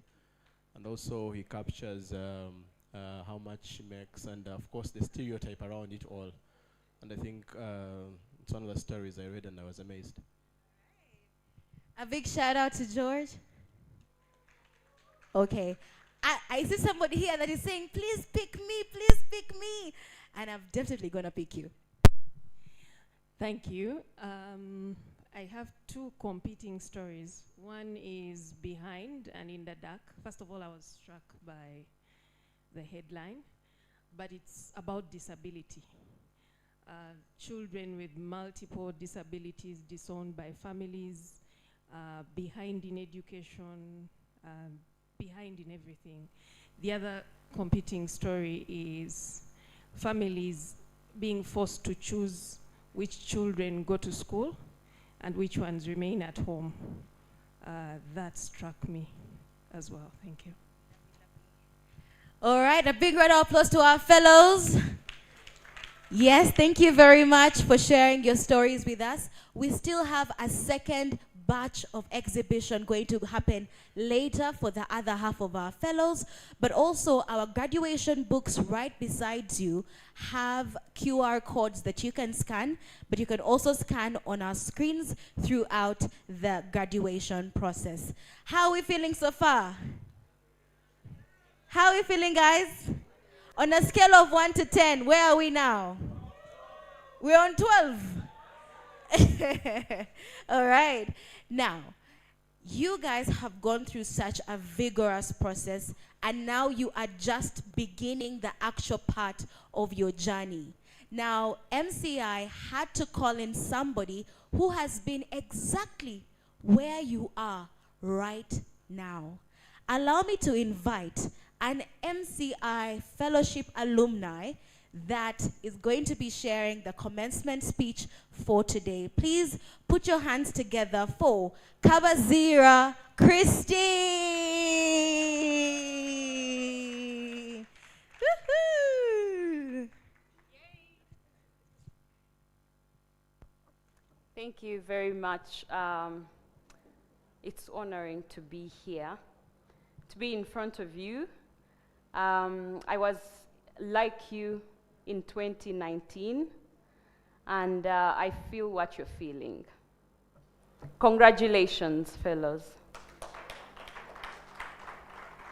Today is a big day. It's your day. Celebrate it because you've earned it. I want to thank you for your resilience and for your brilliance, because those are some of the qualities that have led you to this moment. Not everyone is here, and not everyone has achieved what you have achieved today. I want to thank the Media Challenge Initiative, Abbas and the team here, for consistently releasing creme de la creme into the media industry. I was, and I still am, part of that creme de la creme, and now you two are. And I think we should clap for that. You have gone through a vigorous and enriched program. I've been part of it, so I know what I'm saying. I want you to know that what you have gained here has set you apart from every other student of journalism. They have the skill from the university, but you have an extra set of skills. And I want to assure you that the media industry is waiting for you because they know you are the best. Congratulations on your assignments. I heard that the radio week was hectic for you.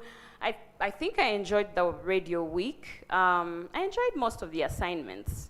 Maybe because I am that kind of person who just likes to do things that I like to accomplish tasks that I'm given, and because of the passion that I have for journalism and the media.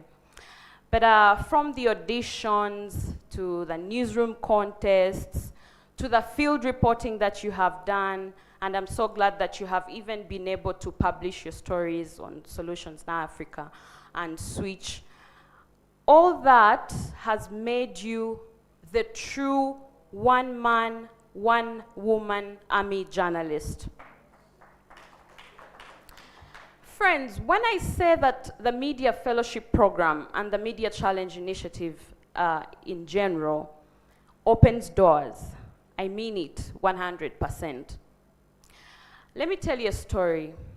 In 2017, when the Media Challenge came to Makerere University to prepare us for the auditions, I was very excited. I was in year 2, yeah. I was very excited, and I practiced together with my fellow students of journalism. The eve of the auditions, we practiced, and I had a script, and I knew which categories I was going to participate in. But in the morning, I got cold feet. I didn't turn up for the auditions. My friend Olivia Komgisha, whom we had practiced together the night before, called me when she was at the university, and I told her, I'm not coming. So I never left hostel.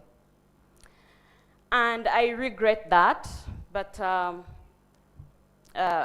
later revisited my decision. So the following year, in 2018, I went and auditioned.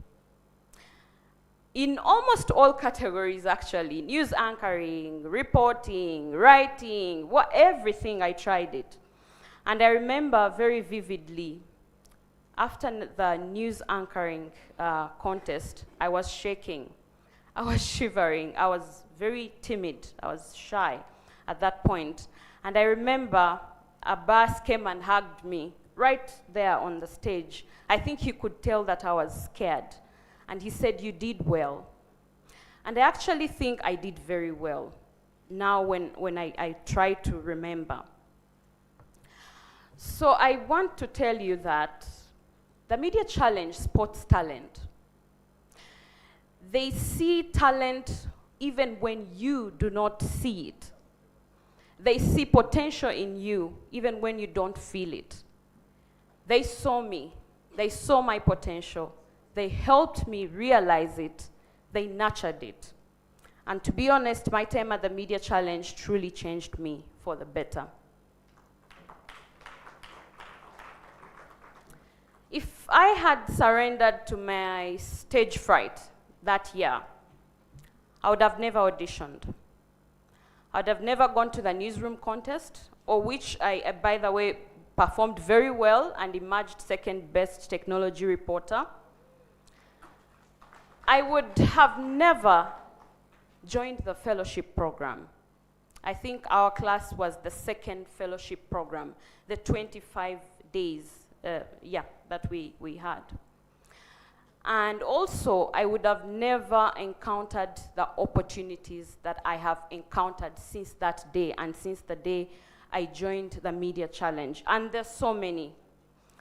So because of this program, I got a chance to work closely with the United Nations Residence Coordinator, Her Excellency Rosa Malango, now Special Presidential Envoy on Tourism and Trade. And that was on Abbas's recommendation.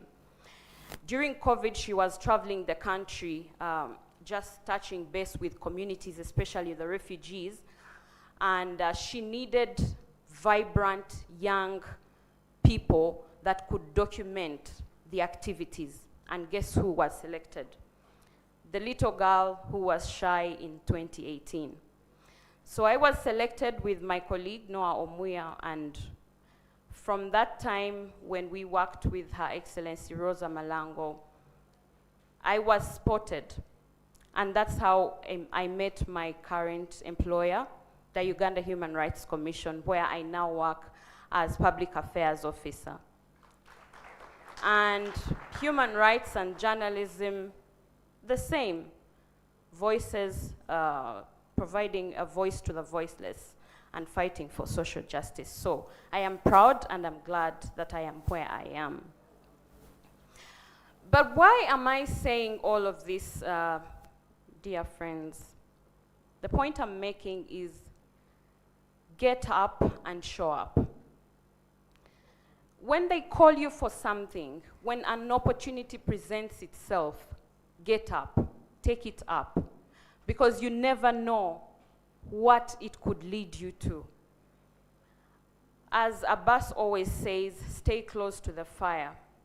You have graduated, but stay with the community, because there is a lot in store in this community of Media Challenge Initiative. They always share with us updates of opportunities to apply to, I don't know, so many things. So if you do not stay close to the fire, you will not receive the warmth. As you celebrate this milestone, take a moment, reflect. Reflect on the lessons you've learned, and I can tell that you have learned a lot, quite a lot, and I think so much more than what we did, because the program has been evolving. Use that experience, use that knowledge to make yourself a better person in your private life, like has been said by the different speakers, but also professionally for Uganda and for Africa at large. And the Media Challenge is always saying we need to change the African narrative. We are the people who see what is happening in our country, in our continent. Let us be the ones to tell that story. Let us not wait for other people to tell the story for us, because we experience it, so we know it better. And I know you are very well equipped to tell that story. The world is fast changing. We all know technology is evolving. Every day there is a new thing. But this brings both challenges and opportunities. The mainstream media has been challenged, or is continuing to be challenged by these changes. The major source of mainstream media, the major source of income, is advertising. I did my research, my master's research on sustaining journalism beyond advertising. I talked to managers of media houses in Uganda, across the country, radio mostly, because that's 80% of the population uses radio for information. But you can see that the industry is struggling, and I know you know it. It is struggling, Advertisers are now looking for audience. And where is the audience now? It is online. But again, that poses a challenge. Citizen journalism is evolving, and it's not a bad thing. But along with that, the professional standards of the journalism field are slowly being eroded. So that means you, the emerging, the young, bright, brilliant journalists, have to seize this opportunity. The crowd, people will be yearning, or are now yearning, for authentic information, for credible information. So you have to take that chance and be the voice of reason. And Media Challenge already has the Debunk initiative. You can come up with any other thing that will make sure that we don't go past, the truth. Because fake misinformation is also fast-raising, so we have to be the voice of reason in all of this. But also media houses, even the reputable ones, are looking for talent.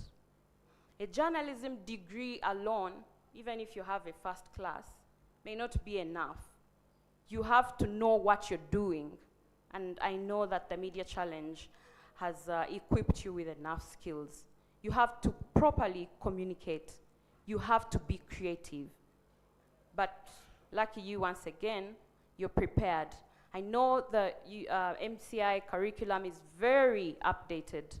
It's up to date.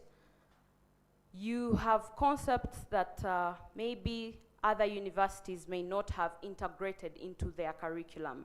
So that's an advantage. So now I know you know the challenges, and through this program, you know how to overcome them. Use social media, be bold, speak up. When you're speaking the truth, when you know your facts, it's easy for you to defend them. You speak with energy, with vigor, with confidence, because no one is going to debunk you. So you have to research and have your facts right, so that people even trust you. Even when you open a blog or a YouTube channel, people are going to come following you because they know you are giving them authentic news. Bring new things to the space, something that will blow people's minds, like Switch Africa. I always find myself glued to Switch Africa, especially the Luganda versions, even when my Luganda is very bad. But that's the power of creativity, in that even when someone does not properly understand the language, but the way the story is packaged, they are compelled to watch. So that is Switch Africa, and I really want to applaud the team for what they're doing. As I conclude, ladies and gentlemen, I congratulate you once again. You are who you think you are. And in my terrible Luganda, muliba chitalonga we mulowoza. I don't know if I said it right. But yeah, be proud of yourself. I always tell myself that when you believe that you're the best, the rest will see that you are the best. And there is a thing about belief, is that when you believe in something, you work towards it. The Media Challenge has a narrative, a belief that the journalism can make the world a better place. And they work towards that. Through Solutions Now Africa, the stories that I'm reading, the stories that you tell, those stories are stories of hope, and indeed they make the world a better place. We are not saying we don't have challenges. We have quite many, but also we have light moments. We have beautiful things going on. So that positivity should also be seen in the media, and it also helps to shape our narrative beyond Africa. And I think that the thing about stories of hope is that when you tune into the news, and maybe the first 3 stories are, let's say, from Solutions Now Africa, that hope alone, I don't think there is anything that beats hope. Maybe a Jet 2 holiday, but I don't think so. Yeah, so colleagues, please stand with your heads high, and you never know what the belief in your inner self, you don't know where it can take you. With that, I really want to thank you and also congratulate you. Thank you so much, Christine. Toli Wachi, Mulimwa? Somebody who knows Luganda very well can help us. Mulibachi talonyonga mweulowo. That one. Another round of applause to Christine. Honestly, I feel very inspired by her story, and I can absolutely relate when she says that the Media Challenge initiative spots that talent, improves that talent, builds that talent, and here you are today. Like she said, you are the creme de la creme. You are the creme de la creme. Yes. Now we do have 2 valedictorian speeches going to be shared by 2 fellows from the fellowship. Allow me to invite Afayo Bethel, Shadrach, DJ, hold on. Shadrach, first sit down. Okay?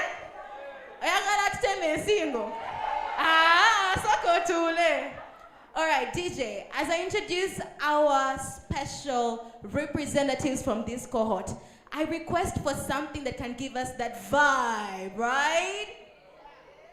Are we ready, DJ? Allow me. I wait. Allow me to introduce the very first representative from the 8th cohort, Shadrach Afayo Bethel.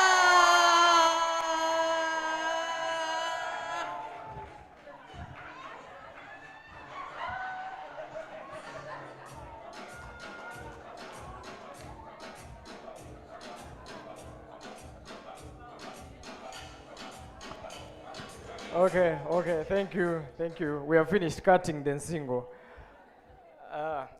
It's really beautiful, and it's really amazing standing in front of you. It's my first time to be in front here, when actually people are gathered here. So please clap for me. It's an achievement, a very big one. We're supposed to be 2 sharing. I asked the lady over there, Valerie, to come first, but she requested that I come first, not because I'm a man, but because she wanted me to speak first. And so I'm going to be speaking first. As introduced before, my name is Shadrach Bethel Afayo. I am a 2025 fellow with Media Challenge Initiative. And please clap. That's a big title, Banangi. Thank you. I am also a former student of journalism and media technology with Livingstone International University in Bali. That's a big achievement. I'm the first student from my university to go through this fellowship. Thank you.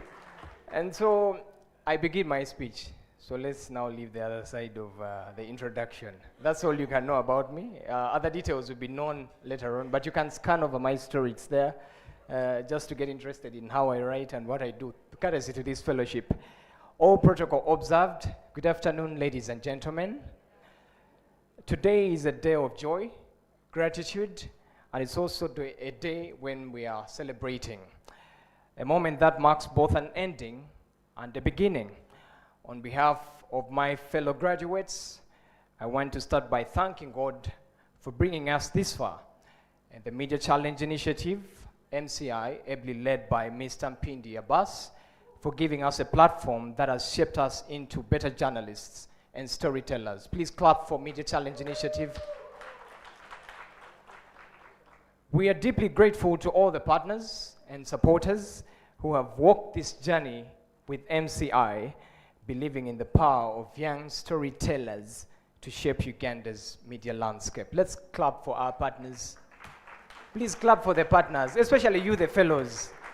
You just heard the amounts they put in us. Clap.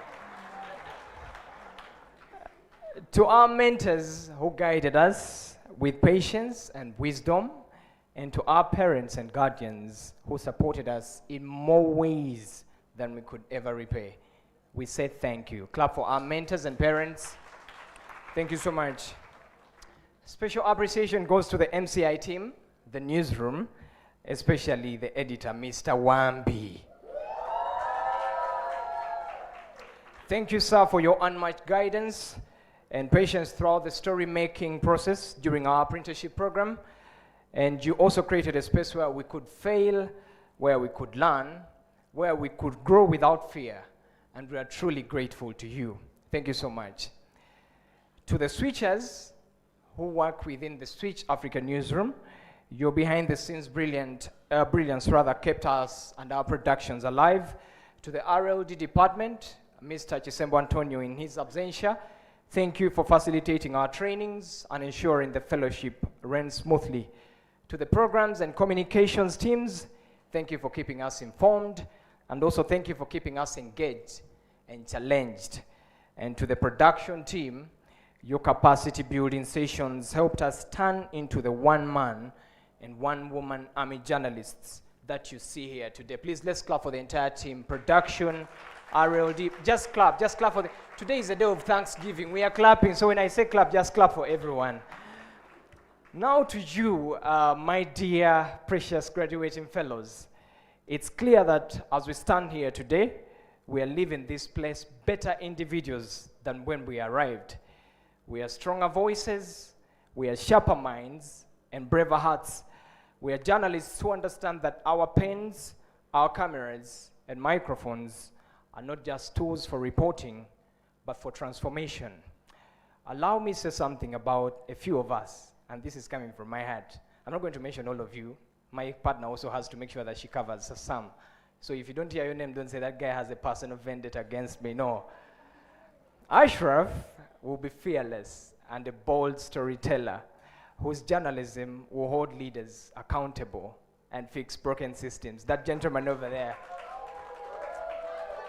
If there is someone I know will show up for us when we are caught up on the wrong side of the law, and he will be willing to stand surety for you in courts of law, it's that guy, Ashraf. So let's clap for Ashraf. JJ has a deep dive into politics and governance. It's very evident. And he will lead debates that will challenge thought and spark national conversations. Absolutely. Abby, you're very fearless and you're very outspoken and you're ever passionate about climate change and women's empowerment. You will continue shaking up newsrooms, and of course you will also probably argue with your editor and you will win. Please clap for Abby. Arian will go on to become one of the best producers this country has ever seen. Though we hope by that time she will have learned how to smile a little bit more, especially with strangers. William, our resident love philosopher. He's the one who will mend your heart. He's our love doctor in the fellowship. He has the right words. By the way, he also has a YouTube channel, Love Notes. Subscribe, listen to the content that he shares. This is what the fellowship does. He has already been empowered to share from his heart when it comes to love and relationships. So William, we expect to see your opinion pieces in every major publication very soon, and that's about love and relationships. But you never know, if you can also tell health stories, it will be very good. And yes, we also love you too. For Paige, your radiant smile and your punctuality, apart from today because you came late, it's obvious, will light up any work environment or any newsroom that you will join. Though please, try as much as you can not to send us memes using the company email. Robert is very calm and grounded. Where is Robert? That guy. He's very calm, he's very grounded, and he's very gentle. And your storytelling will give a voice to those communities that many people often overlook. Precious Kanyere, where is she? We know you will probably call us one day crying about work pressure. But we also know you will always be the one holding your team together and giving 100%, even when it's tough on your end. Kathy, with your incredible instinct, or what I would rather call a nose for news, you continue unearthing hidden stories that shape narratives and inspire change in different communities. For Edri, please clap for Kathy, but I clap for all those guys. This is a hard-earned qualification, so when you hear someone's name, just clap. Edrin, Ons, you will thrive in nurturing on-air talent and setting high ethical standards for broadcasters. It's no doubt that you will demand that your subordinates rather beat their deadlines for submitting work, and we just hope that you'll also set that same example in submitting work before deadlines. For Doreen, we can't wait to see you anchoring news in Luganda, because your confidence, your proficiency, and delivery will earn you awards. There's no doubt about that. Ella, elegance, professionalism, and calm define you. Every newsroom or workstation you will step into will be better because of you. Please clap for Ella. And finally, Val, who is also my friend, and she's going to be my partner in this moment because she's going to be joining you here shortly. She's a brilliant communications specialist and an ethical storyteller, and we know that your name will echo globally as you consult across different continents. So clap for Val.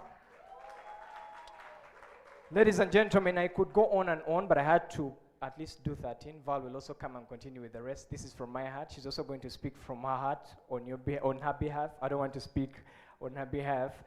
I could go on and on because each of you has left a mark on my life. You're not just colleagues, you're family to me. We've laughed, we've argued, we've missed deadlines, we have survived those hot newsroom critiques in the mornings, and we have produced stories that have made a difference. We've been tested, but we have all come out stronger. Today, as we walk out with our heads held high, we carry more than just certificates. We carry a new identity. We are MCI Fellows. Please clap for yourselves. We are storytellers that are shaped by truth, resilience, and a shared dream to make journalism matter. Again, we live knowing that the lessons learned, the skills honed, and the friendships that we've built in this place will guide us as we serve our communities and this country with integrity and pride. As we close this chapter, let's remember that journalism is not just a profession, it's a responsibility, and the stories we tell can either heal or harm. We can either build or break. Let us choose to be builders of truth, defenders of facts, and voices of hope in a world that too often rewards noise over substance. So, as we go out there, may our microphones be used to amplify truth, our cameras used to capture justice, and our pens to write stories that move hearts and also move minds. Because we are not just graduates, we are storytellers with purpose, and together we'll make the world a better, a fairer, and a more informed place. Thank you so much for listening to me, and congratulations to the Media Challenge Fellowship class of 2025. God bless you. Thank you so much, Shadrach. Another round of applause to Shadrach. Well, he does have a knack to make you laugh and cry at the same time. Thank you so much. Allow me to invite Valerie. Yes, we tried to balance the boat. One gentleman representing and one lady representing. Please put your hands together for Valerie Mwahulwa. DJ, we agreed some music. Valerie, first hold up. And Shadrach, you can escort her as well. DJ, are we ready? Okay. Aha. Something more livelier? Something more livelier, DJ? Because today we are celebrating. Okay. Uh-huh. Uh-huh.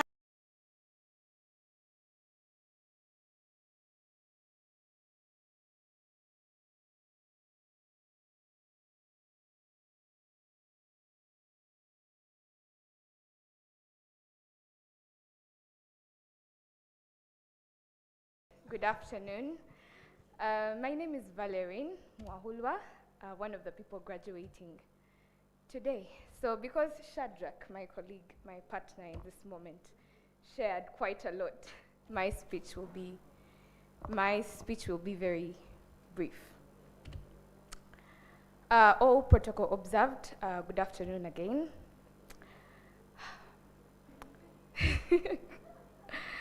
Wow, we are graduating. We made it. Standing here and looking at everyone in this room on this day is a testament of everyone's hard work, passion, and dedication. Every single person in this room has played a role in shaping the 2025 Media Challenge Fellows, and for that we are eternally grateful. From our mentors and trainers who poured knowledge and wisdom into us, to the coordinators who kept everything running smoothly, new government do. Yes, to our peers who challenged and inspired us daily, thank you.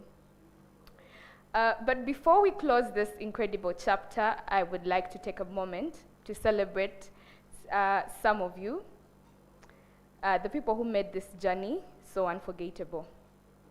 So when I mention your name, you wave go to the people so that we see you. Okay, Laura, we are going to miss oiling your hair, some of us more than others. You are smart, strong, and full of light. We have no doubt you'll carve your own path with confidence. The world is your oyster.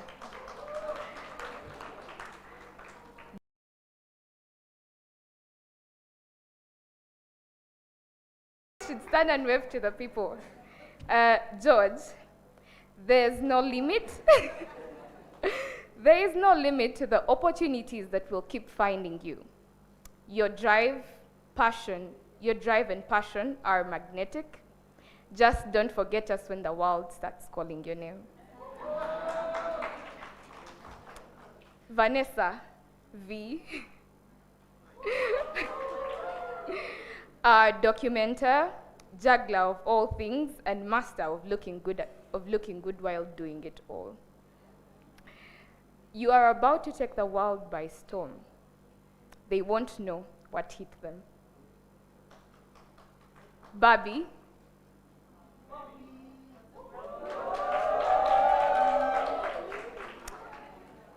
We see you walking global runways and platforms with your powerful photography. You are about to blow up.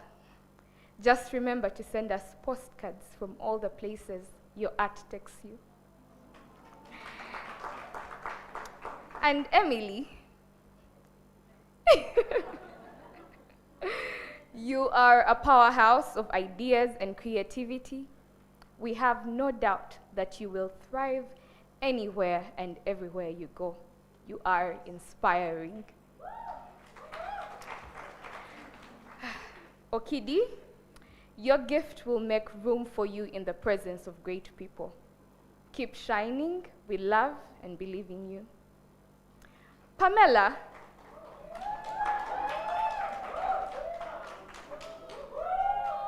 yes, Pamela, also my sister. You are kind, thoughtful, and pure love. Your passion and determination will help you stand out in any newsroom or story you pursue. Gamma, my Shalentine. Your calm, elegant presence defines you. You will one day be the pride of your country, a powerful and vocal journalist whose voice carries weight and grace. Kristen.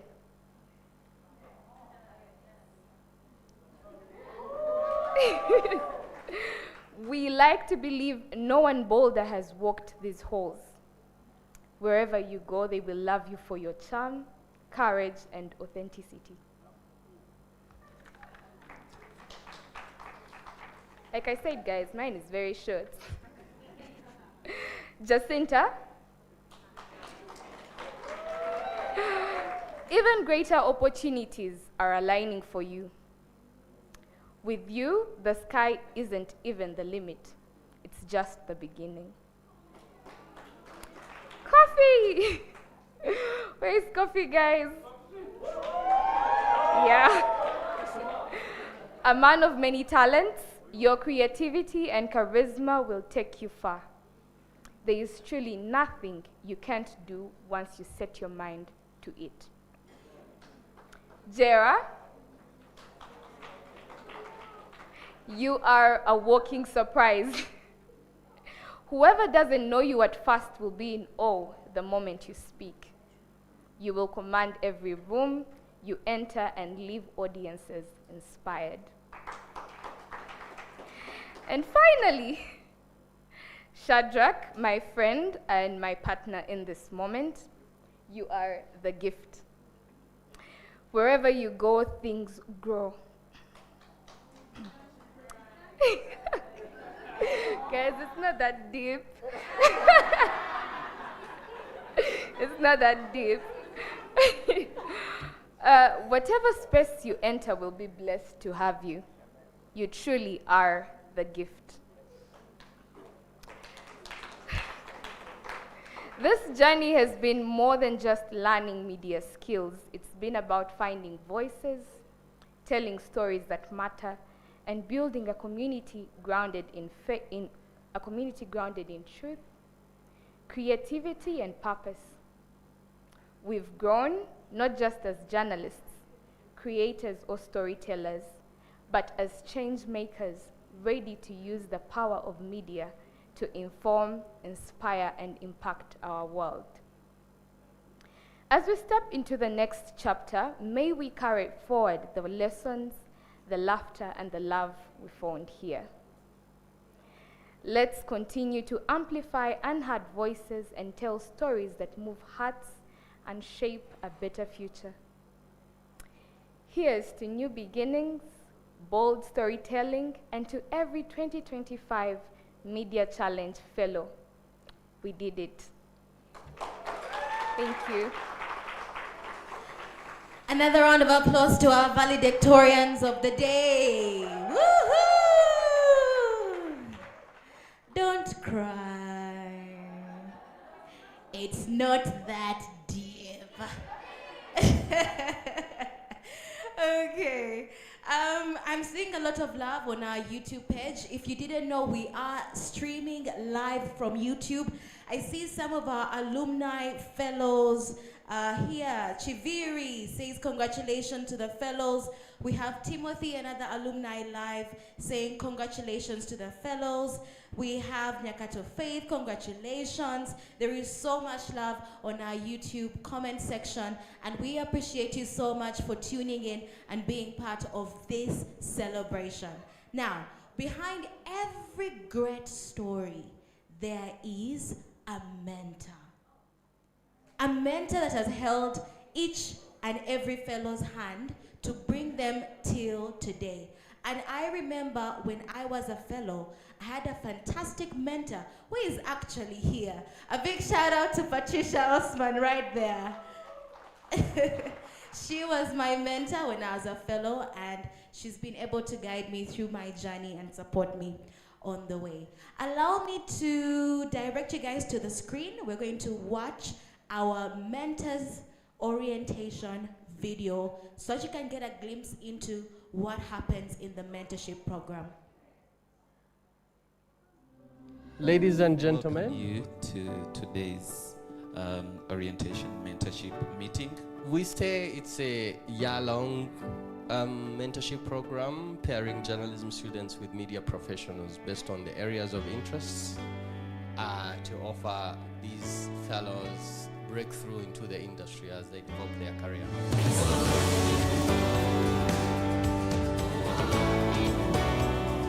The mentorship program gives us a clear picture of what is in the field, because we work with the people that are already out there, people that we've been seeing on the screens. I really love it. I've been looking for a mentor, and I'm really happy I've been given my favorite mentor. I think one of the success stories of the program is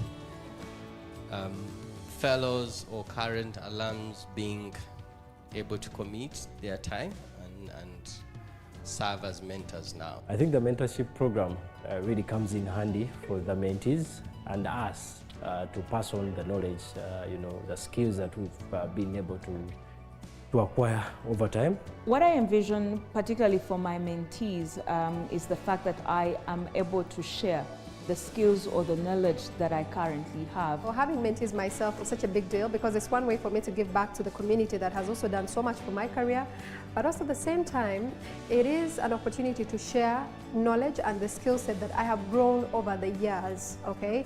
So it's a big deal for me. From this mentorship, I would love to build investigative journalism pitching angles and also storytelling and developing my leadership skills, because I believe a journalist is a leader.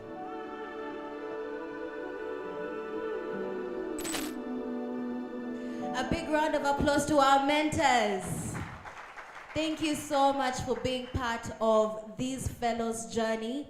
And because we appreciate you, we have something for you.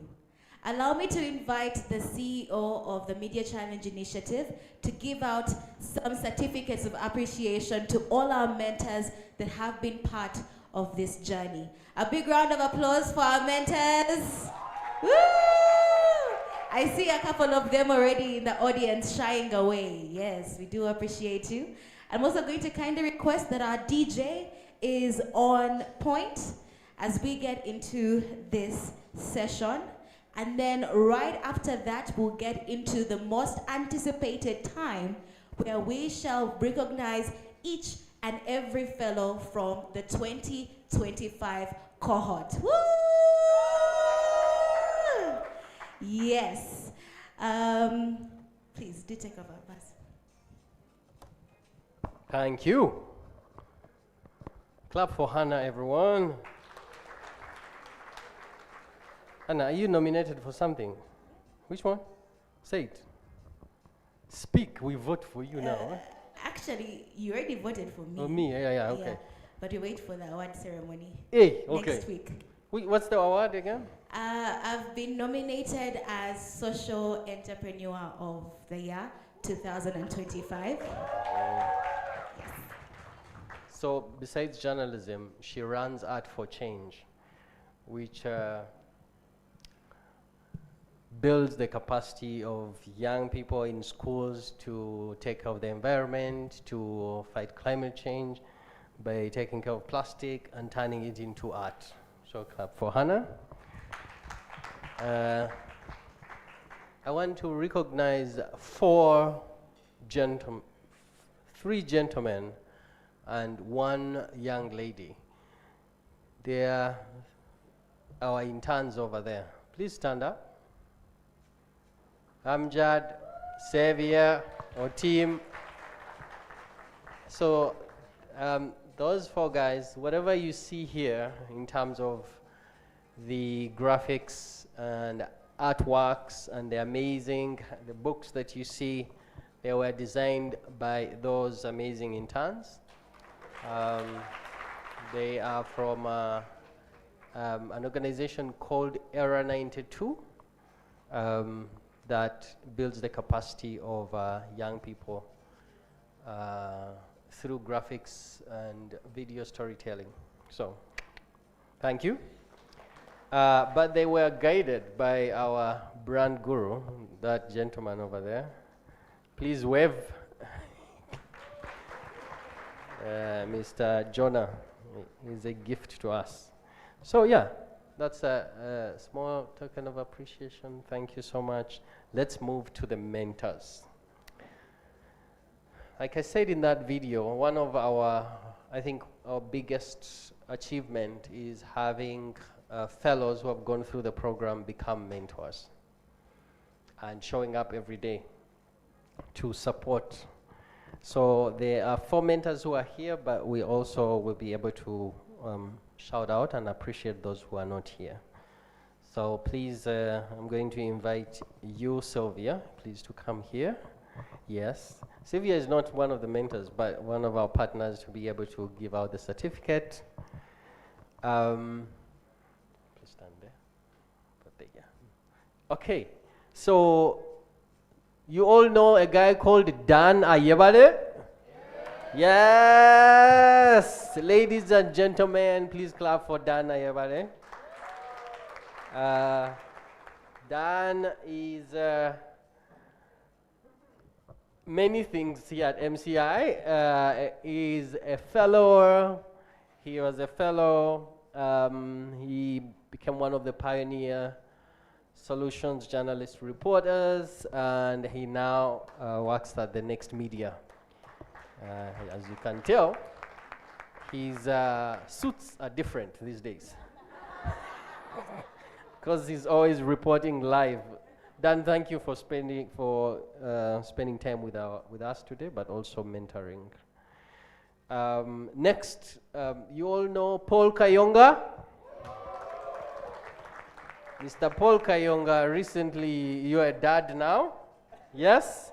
Yeah. Paul Kayonga is congratulations on this new milestone, but also thank you so much for the support.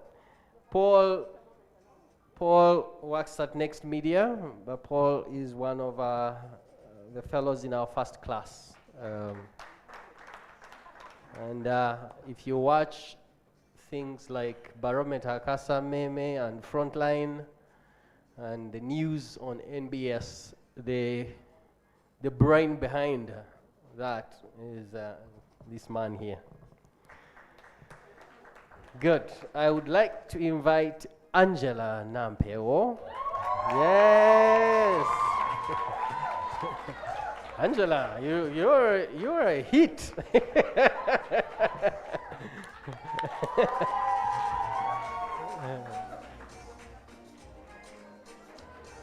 So Angela is at the Daily Monitor and has been a special gift to this community. Special recommendation by our old mentor, Carol Beyanga, who is not here today, but thank you so much. Mr. Wamlanzechi. Yes. A gift to this nation, one of the best, I think the best photographer. Not photographer, I am so sorry. Photojournalists, right? Yes, cover page material. Thank you so much. I think those are the 4 mentors today that are here. Yes. Oh, no. Huh? Where's Mr. Retire? Good. Perfect. Please. Yes, you can have a seat. I would like to thank Madam Patricia Osman. Please stand up for recognition. Please stand up. And please keep standing. The reason is it's very rare to run programs and stay with people supporting you from the beginning to end. So Patricia is one of the few editors and media managers who's been there for MCI from way back when we actually started, when we were still at the campus university, going to Capital FM to, seek support. So thank you so much, and she's continued to mentor up to now. Thank you so much. The other mentors that are not here today, we have Anwar Katamba from NTV. Please clap for Anwar. Daniel Lutaya, I saw him around. Tracy Kansime, please clap for Tracy. Next Media. Solomon Serwanja, clap for Solo. Timothy Omar Jumba, yes. Nalongo Rose Bukirwa. Christine Mawadri. Dr. Sam Kazibwe. Joshua Musasi Zinsubuga, and Dennis Israel. Please clap for Dennis. Thank you so much. We know how hard it can be, especially when it comes to committing time to mentor. But we really appreciate the time that you invest in this program. Thank you so much. Huh? Hey. Who? Me?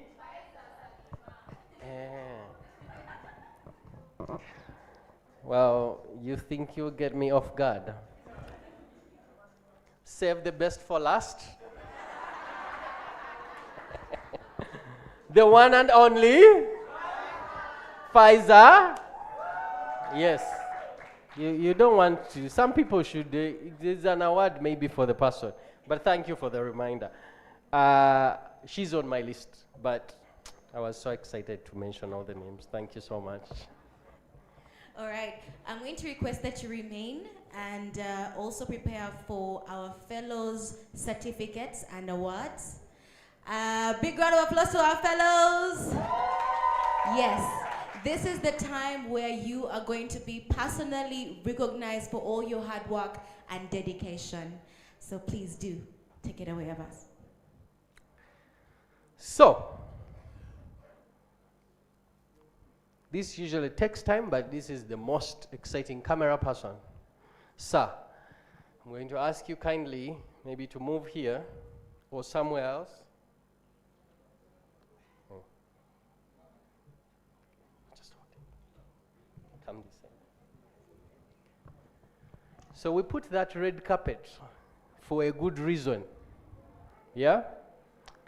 So, and we have a clap for Scott, everyone. Superstar extraordinaire producer, filmmaker. Perfect. Yeah? Mentor. Yeah? Tasovia. Say it in English. Scott will.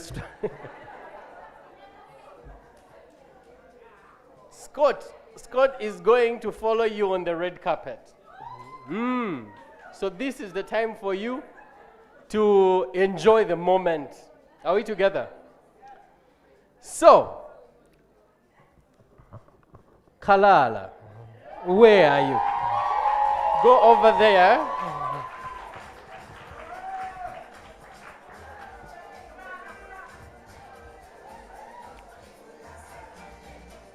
Stand there, wait. DJ, reduce the music. So, Kalala Geraldine is very, very passionate about very many issues, including women and gender issues. Kalala is one of the best and will be one of the best news producers, anchors in Luganda. And if I had a TV station and I'm looking to some people and I was looking for talent right now, I would hire. So, if you see she's done a story on something that's very personal, but also something she cares about. She tracked a nurse who's telling the story on an issue of preeclampsia, a pregnancy-related hypertension disorder that is silently stealing mothers' lives. Ladies and gentlemen, please put your hands up together for the one, the only Geraldine Kalala.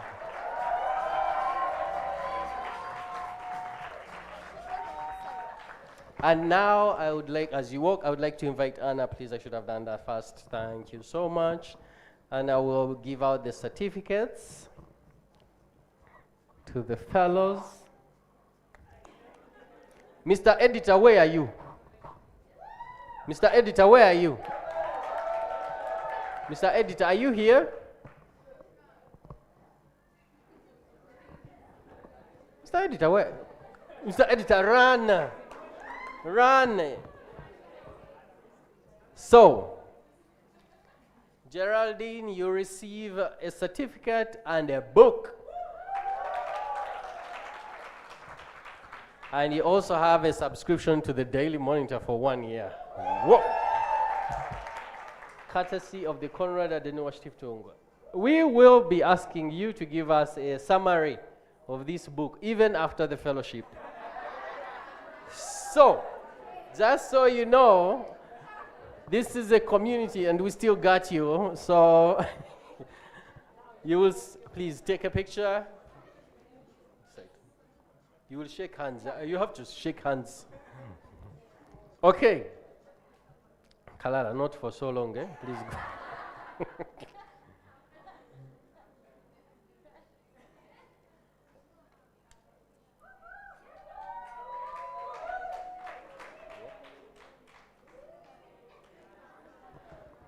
Ladies and gentlemen, Vanessa Namukwaya.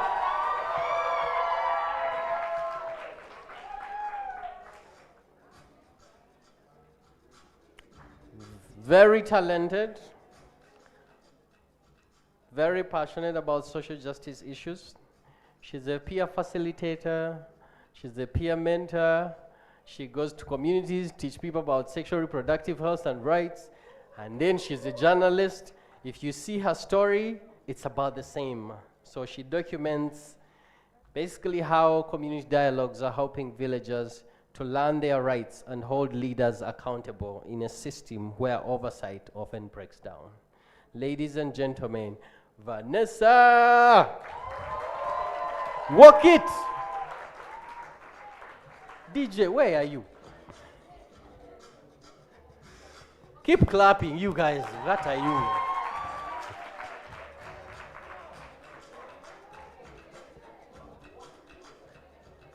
Photographer, let us know. Okay, go over there, take your solo picture as well. When Amos is not there. Okay. Thank you very much. All right.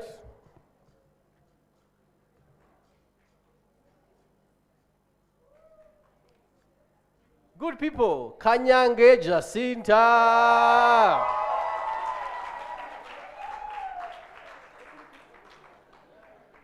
Very quiet, very principled.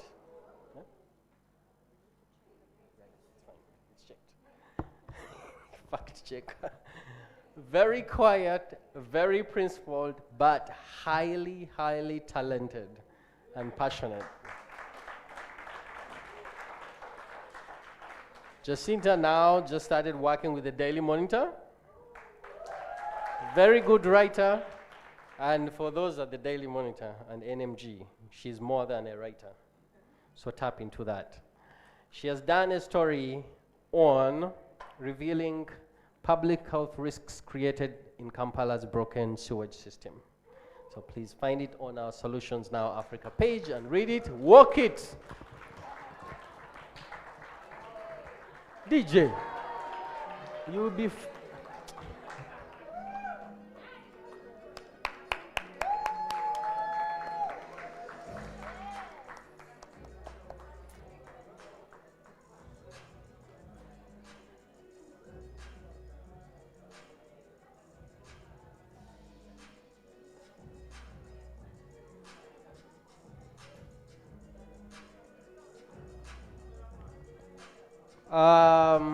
all right.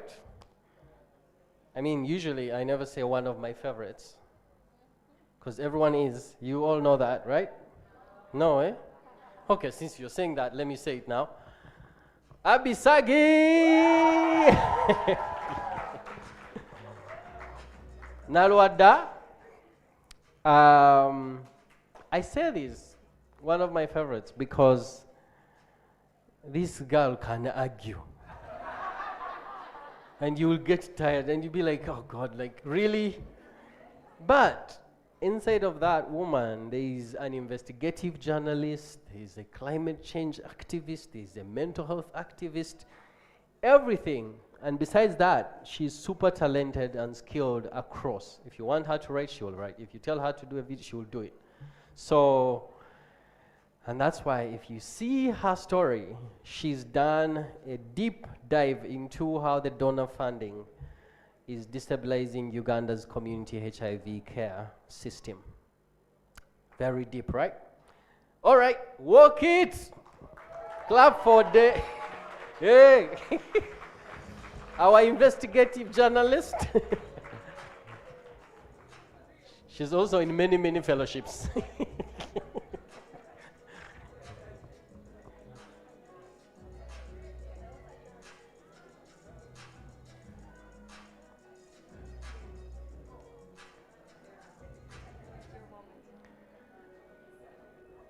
Take the picture. Yeah.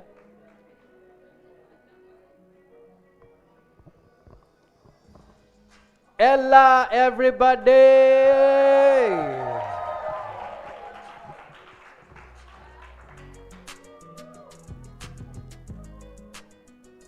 If you're looking for principles, If you're looking for principles and someone who's really humane at heart, talk to Ella.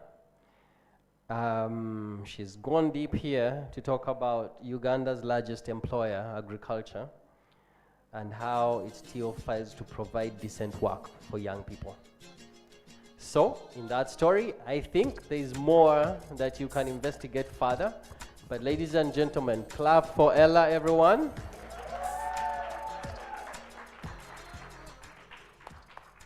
Clapping.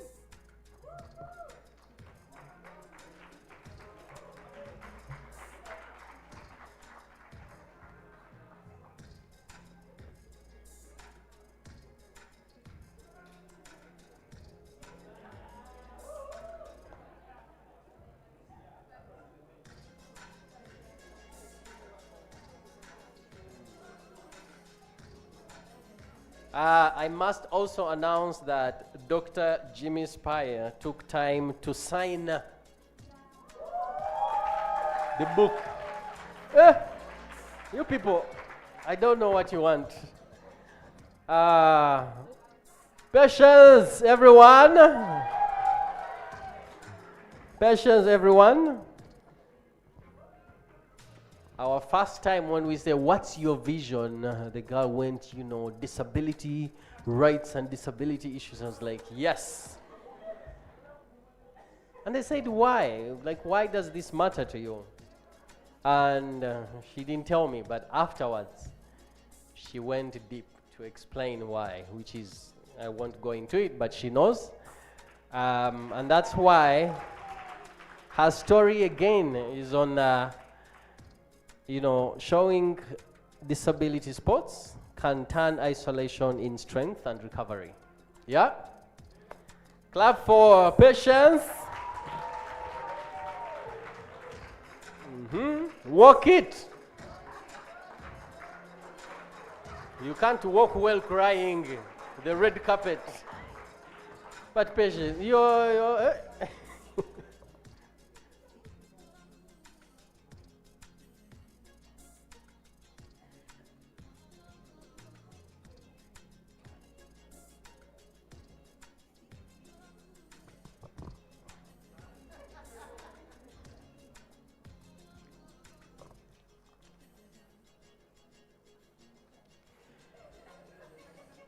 Barbara or Barbara.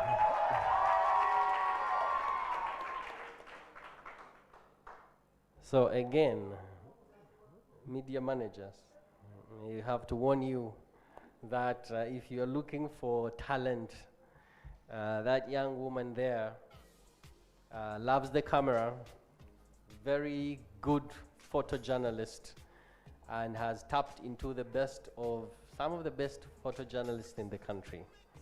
And her story includes a photo essay, if I'm not mistaken. And she investigates deaf blindness. So it's one thing to be blind, but it's another to be both blind and deaf. But it's special for a journalist to see that intersection of both and investigate that. So thank you so much. Clap for Barbara. Please walk it.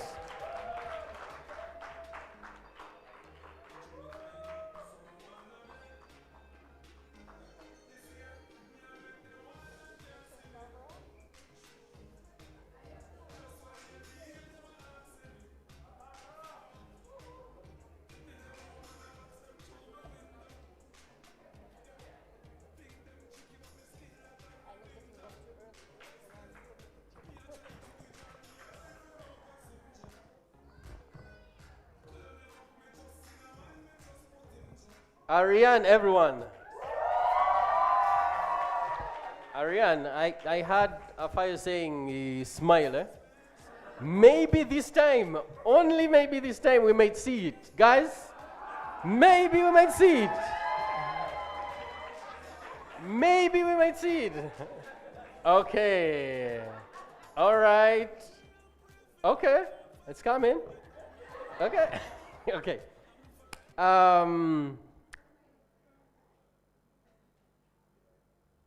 You know, like a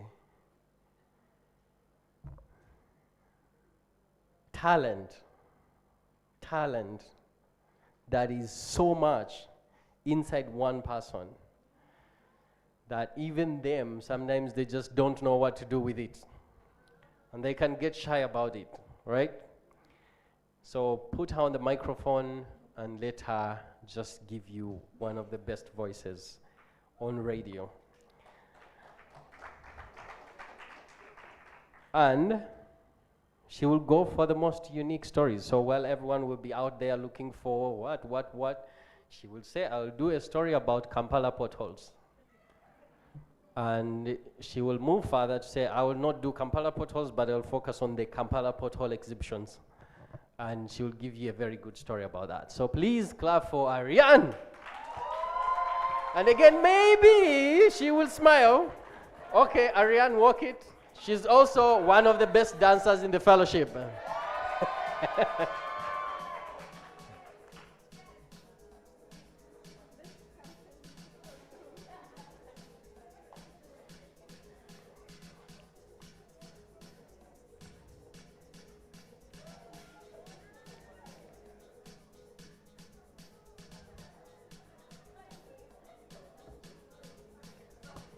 Doreen, everyone! Doreen!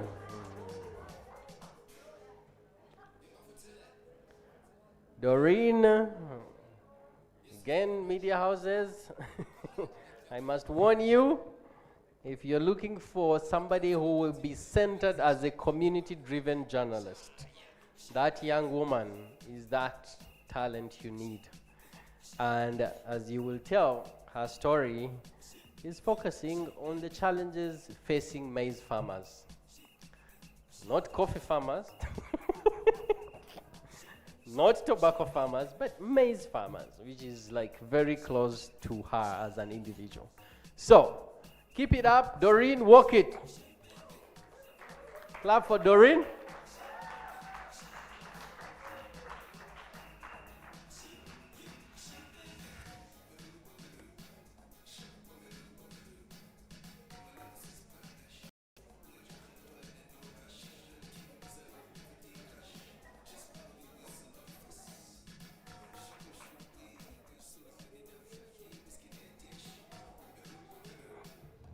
Catherine!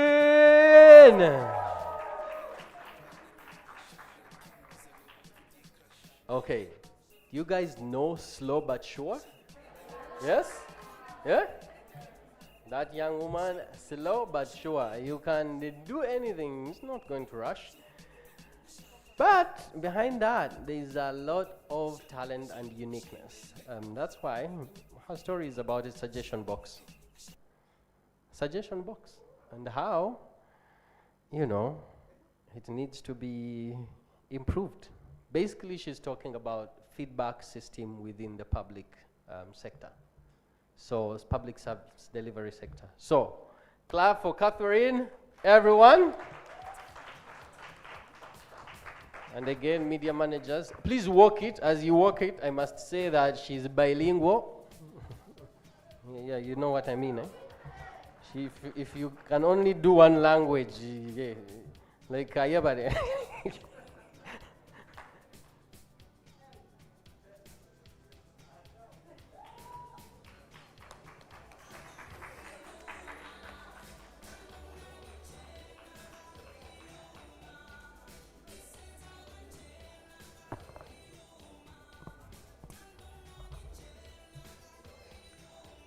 Okay.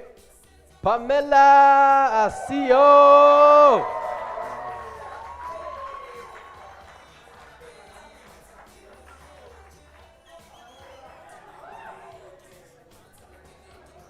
So when Christine talked about showing up and being present, a CEO is that person.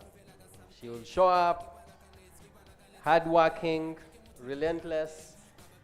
Just like Abisagi, a CEO is equally argumentative, and you will go there. And very unique. Her story is also looking at not just accidents, but post-accident trauma, and takes time to share with you the challenges of that and how to heal. Please, ladies and gentlemen, clap for our CEO.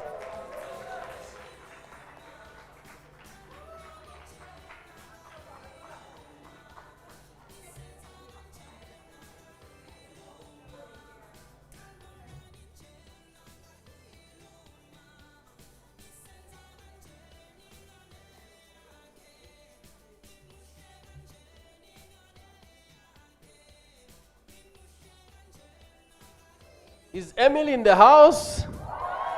Is Emily in the house? Okay, good people.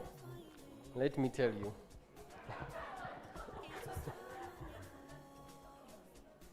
I think she's those people you don't want in your class. But in a good way, right? Why? Because she's not silent. She will not take it. You will have the conversation. And she will check your powers. And she will hold you accountable. And I really hope that you don't let that spirit die. And you keep it. And she's a leader already in many settings. Her story is again unique in terms of looking at the cocoa economy. I don't know if you people even know it. We know it, okay, perfect. Please clap for Emily. Walk it.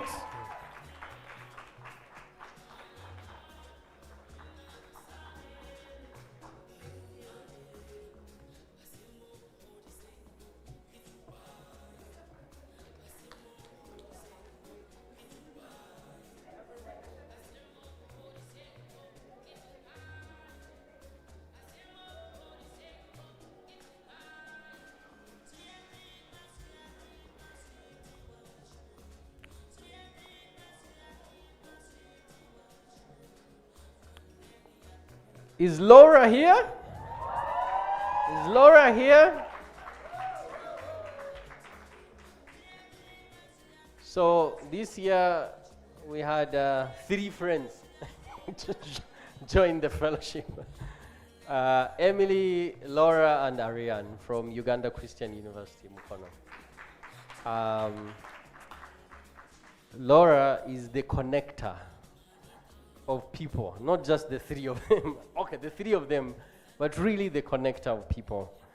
And her leadership instincts show up in each and every story that you will see. But once in a while, she will lead her peers in a dance challenge. So we hope we get to see that also today. But her instinct in storytelling can be seen around the kind of story that she's looking out for, postpartum depression and therapy. So thank you so much. Please, walk it. DJ. This is the only time we have to see.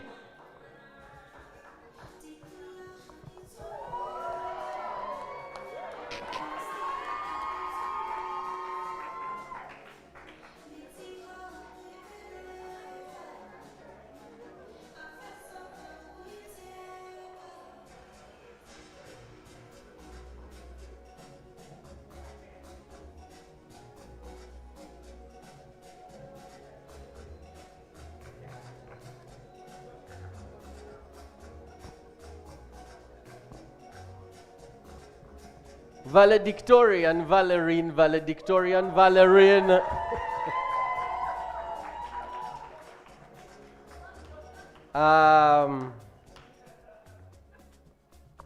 Usually, so when we started, we would say one man, one woman journalist, all things talent in one. But when you find that, and you also find people who care, and not just caring about themselves, but about others, and also caring about their community, and caring about certain issues that other people overlook. So, you know, you can see from the story on Ginger's deaf community. So that's the kind of valedictorian Valerine is. So clap for Valerine and walk it.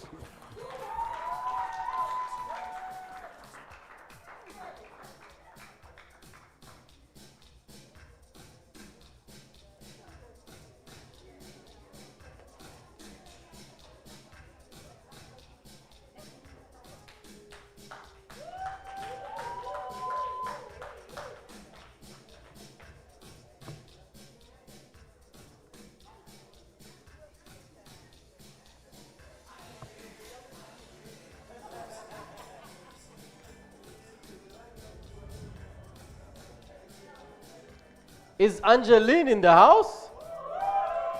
Angeline Gama is in the house? Okay. This year we have 2 fellows who have origins in South Sudan. And part of their commitment has been to build, especially when they're applying for this program, to build their skills so that to go back and tell their own stories in their communities. Angeline went for a story on really how poverty is pushing families to choose who goes to school, a boy or a girl. So you can find that story and read it, but if she's here, she's also really, really one of those very, very committed human beings you can work with. So, Angeline, walk it, come for your certificate.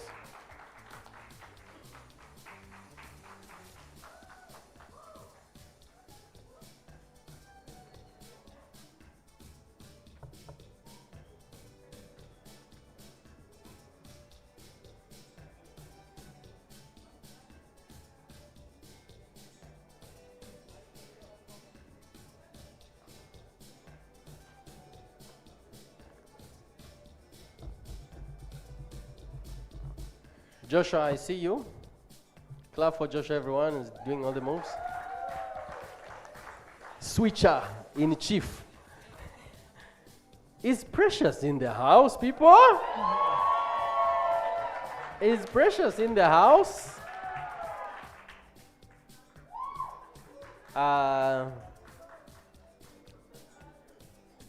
First of all, I'm glad to know your mom.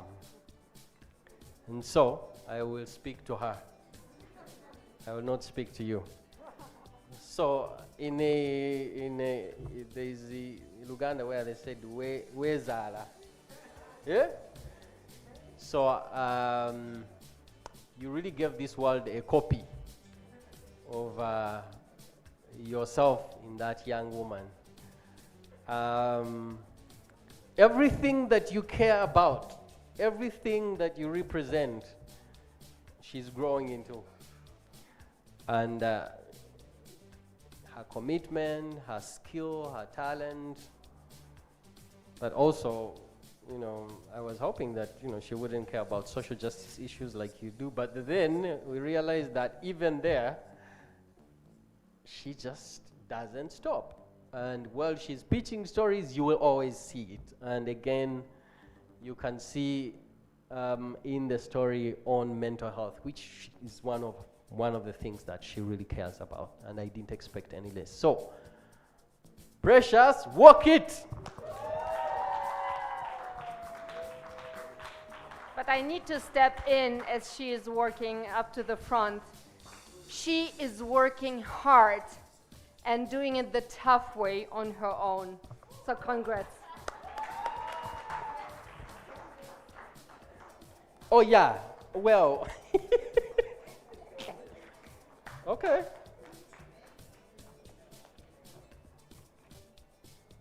Precious. Hey, okay. Take a picture.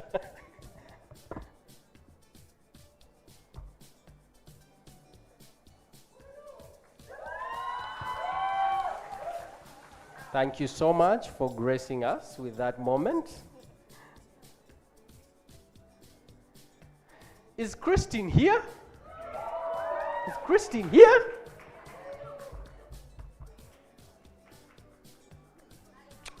Christine, if you doubt about your future, this is the day that I have to tell you that doubt no more, because here we are. I'm saying that to you because you know the conversations we've had. Don't question your talent. Everybody knows it, and you also know it. So, and that can be seen in your story as well. Looking at an issue that everyone is probably saying, who wants to go in TVETs?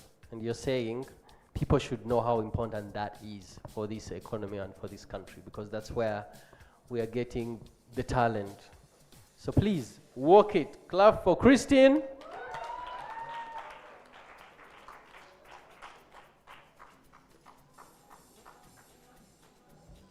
Continue clapping, good people.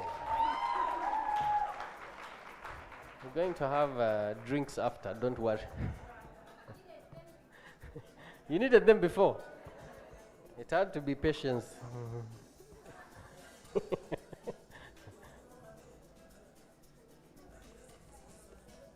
Oh yeah, take a picture please. I should have made that official, that parents are welcome. Is the love doctor here? Is the love doctor here? William Opio, everyone.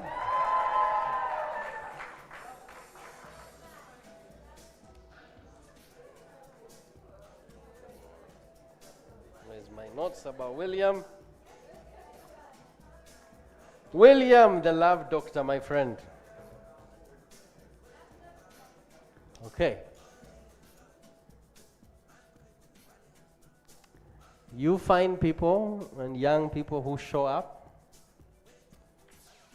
whether they are able, without any excuse, he will show up. And I would invest in you whatever effort I have because of just that. You show up and you show up positive, 100%. No excuse, nothing, he will deliver. He's a lab doctor, and he's also been telling people that he looks like me, which I think is great. I'm not a bad person. And he's so passionate about digital, telling tech stories. So, walk it, Mr. Opio.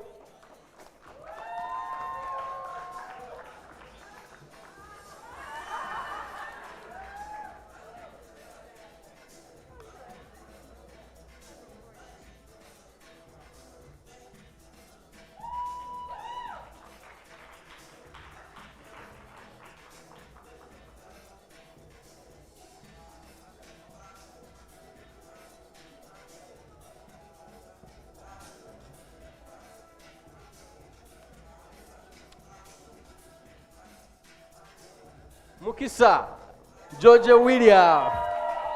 It's not George William.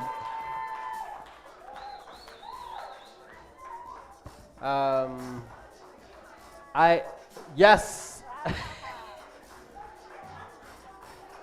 Among the people that have been, among the fellows that have been, oh yeah? Where's your Chalentine? Well, we won't say that because your parents are here, but it's not, we just have, everyone has their friend, their talent, but their work, called Chalentine, from Media Challenge to Valentine, so we mix that up and they become Chalentines.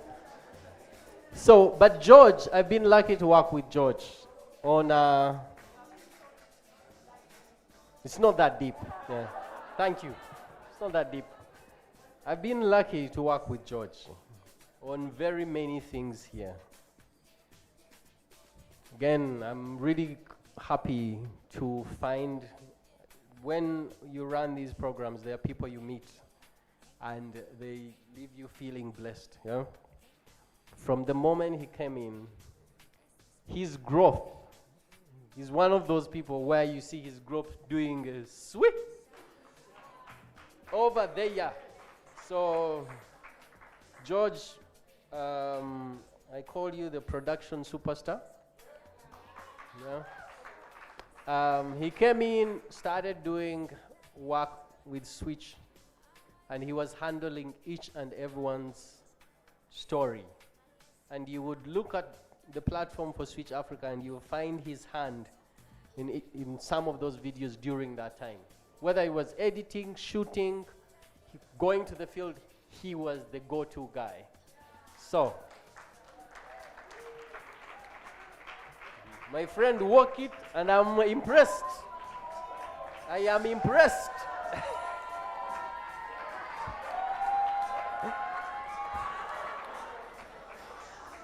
He's also the chief entertainer of the fellowship program. If Kayonga, you guys had the Mark Mugaga, well, we have Mukisa.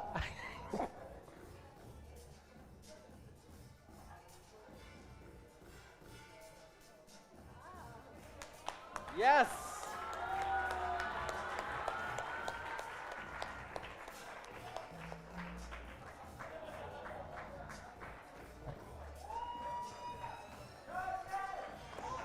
George Wafe.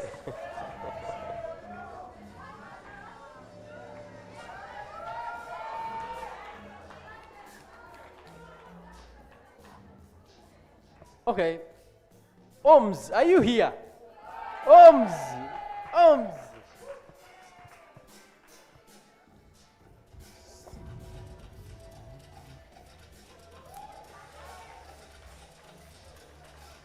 So if Catherine was slow but sure, Oms is silent but sure, right? You will not hear much from this young man. You will see a lot when he starts to do. So, Oms, impressed again with the story that you've worked on. Really, really impressed, because how I know you from a production, radio, everything, now I see a different growth on your story. Please walk it.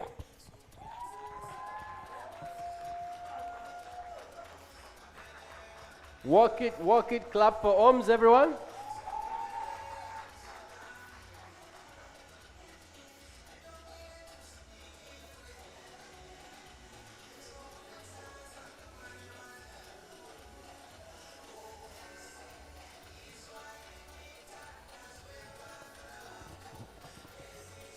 You people, oh, Oms, hello, mommy. Good.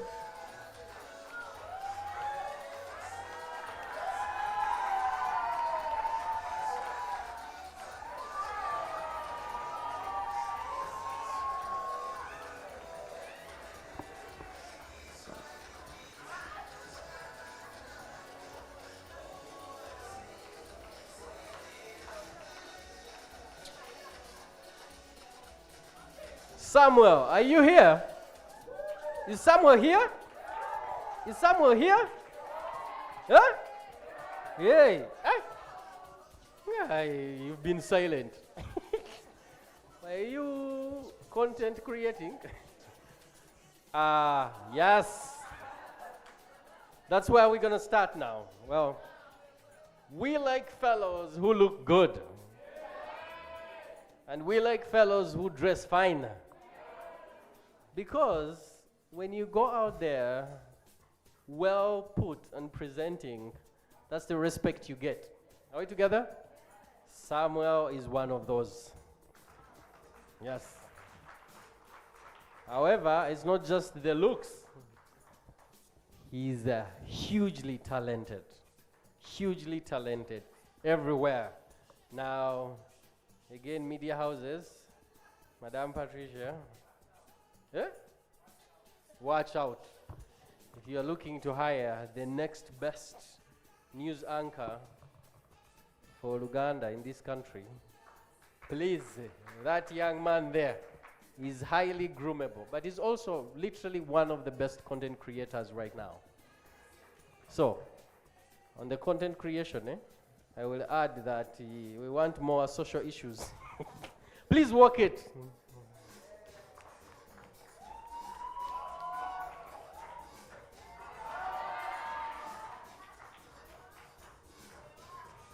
Well, wow.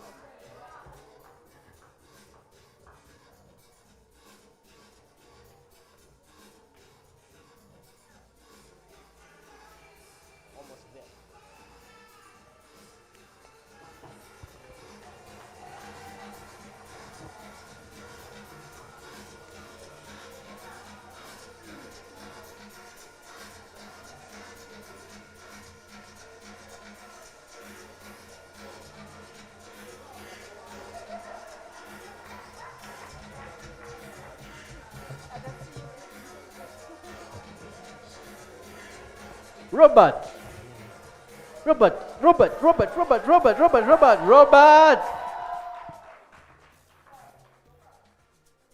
I call him Roberto. Who? Roberto? Not like that.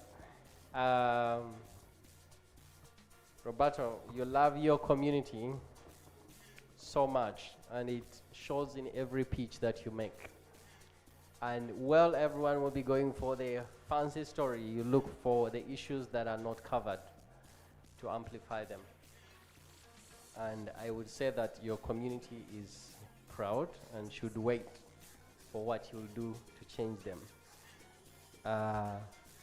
That's why your stories could be seen as simple but powerful. Backyard school gardens to feed our children and make sure they stay in school.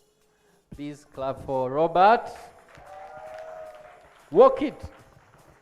Clap for Robert, everyone. Yes.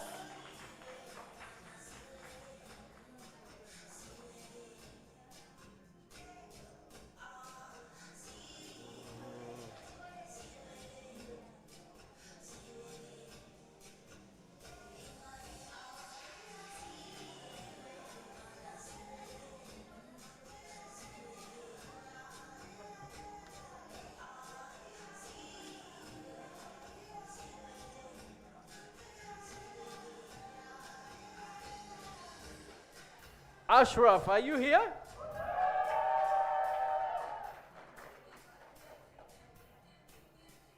Ashraf, are you here?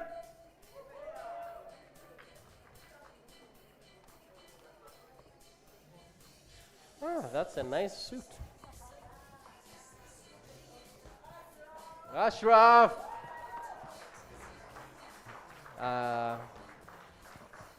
Journalism cannot be separated from social justice.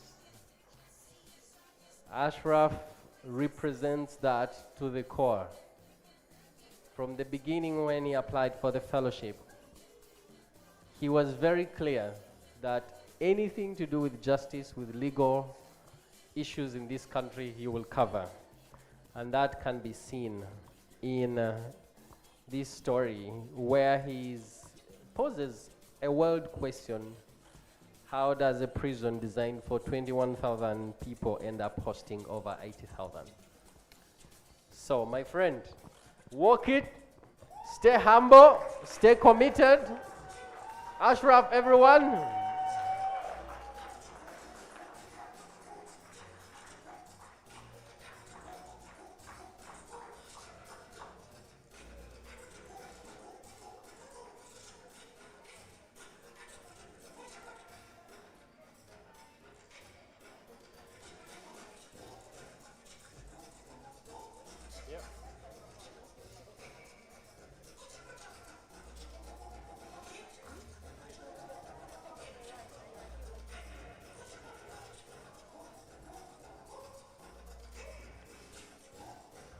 Bethel Afayo.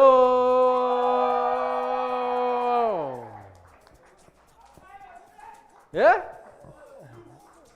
Bethel Afayo. Clap for Afayo, everyone.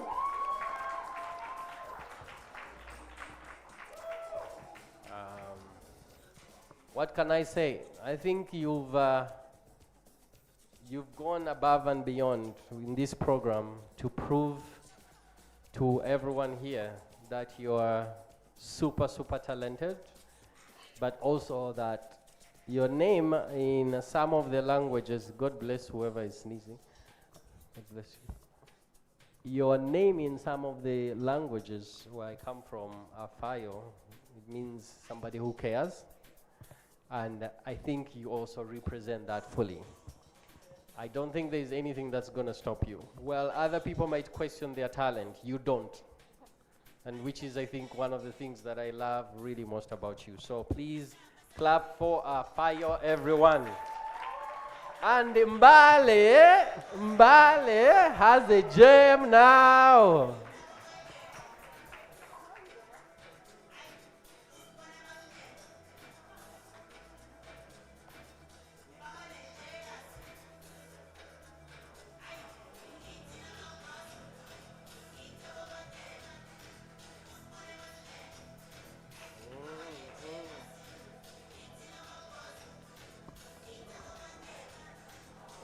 You people, is Jacob here? Is Jacob here? Silas, what's Jacob? What's his name? Jacob? JK? JJ? Hey, Vanange, JJ.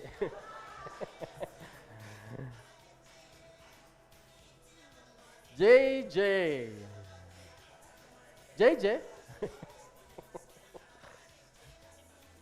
You want someone in a community, DJ, you want someone in a community who will always bring a laughter, who will always remind all of us that we are actually human beings and it's not that deep, right? And that you can have that quality in life but still care enough about everyone around. So JJ would be one of those fellows who would come to me and share an issue that is about another person, that feels we need to be able to act. So JJ, continue with that big heart, continue leading, and please walk it. Clap for JJ, everyone!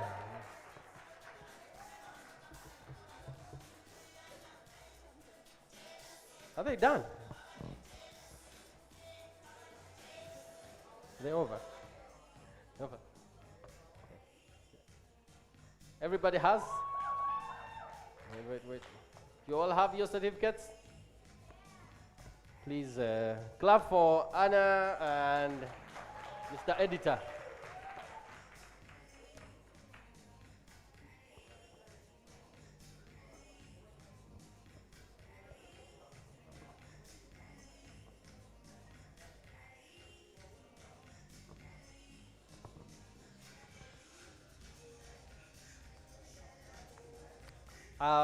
There's one fellow who is not here that I will talk about because he's specially talented. So, DJ, so the fellowship is really aggressive, and for you to graduate, you have to complete your stories, and particularly the final story.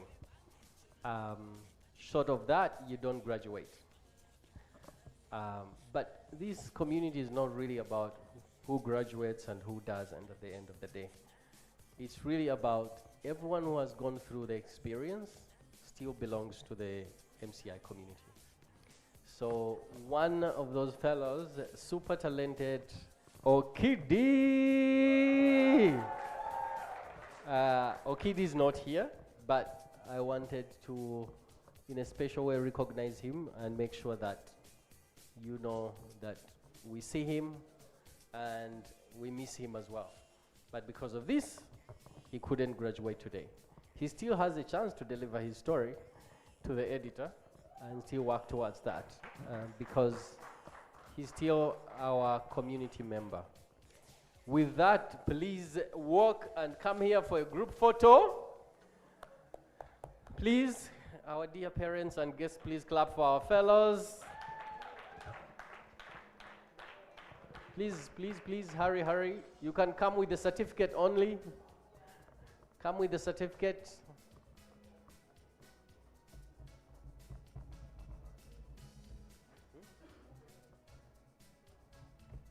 Let's make it quick. Hannah, I guess this is where I give back to you. Thank you. Thank you job- so much, My Abbas. job is done. A round of applause for our CEO. Can you recognize these special people, alumni of the year, of the years? Egon, we see you always at the back in the food section. All right, we are going to have a little photo moment with our fellows.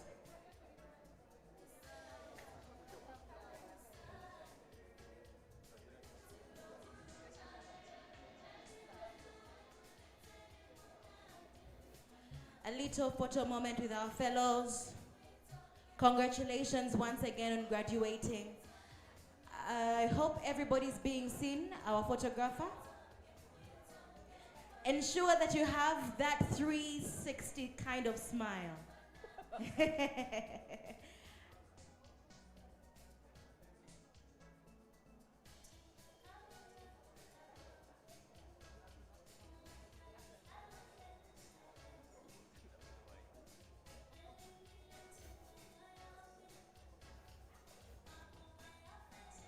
Yes.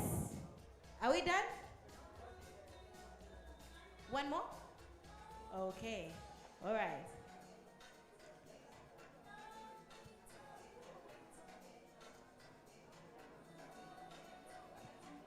All right. Maybe as we wait for our photographer to get us into the mood, we can get some content for Scott, right?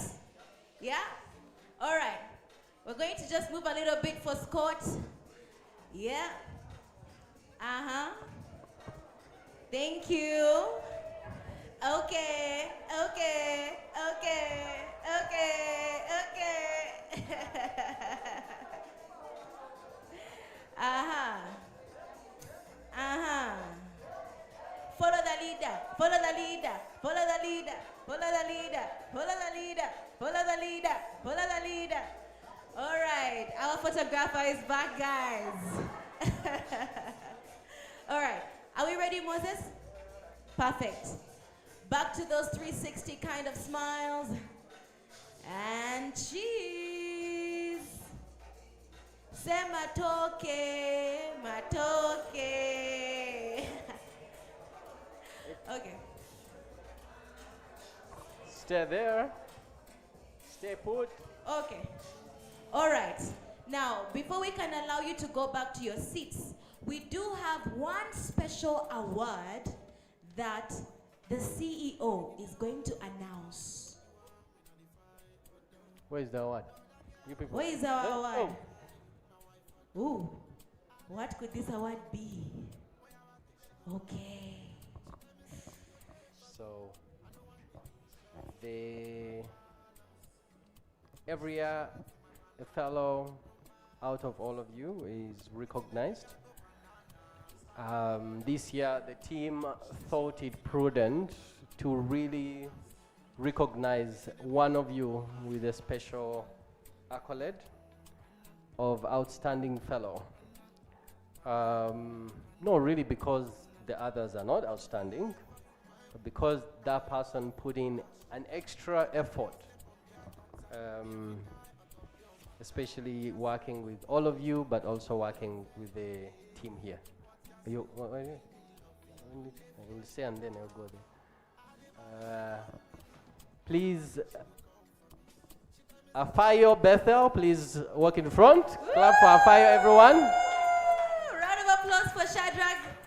Congratulations on being awarded the most outstanding fellow from the Media Challenge Initiative Fellowship Program 2025.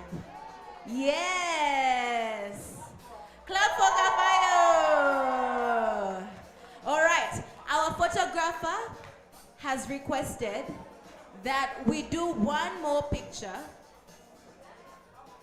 All right, okay. I'm going to request that Amos, the editor, comes here for a picture. Amos, please do come here for a picture with the fellows. Right after Amos, I'm going to request that some of the mentors who are still here join in for a picture. All right.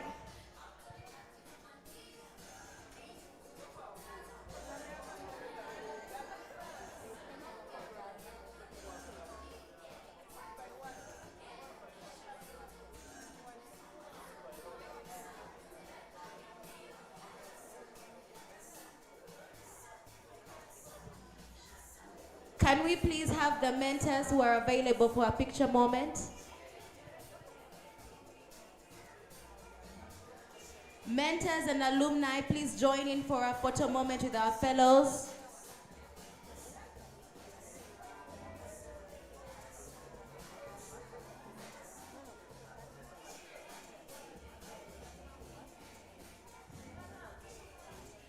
I am also an alumni, I cannot miss. Should I stand here? Okay. Please, Regan, where is Regan?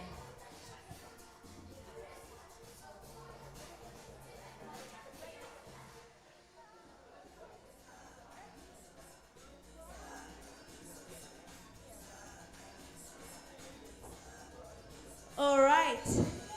I'm going to request you remain here because we are going in for the cake cutting. Maybe you can place your certificates.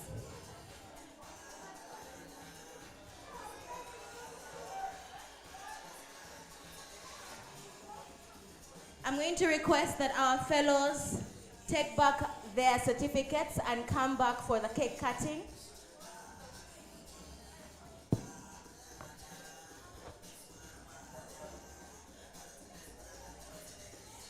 Fellows, please come back. Please come back, fellows. Feel free to come back with some energy. Yeah. Please come, please come, please come.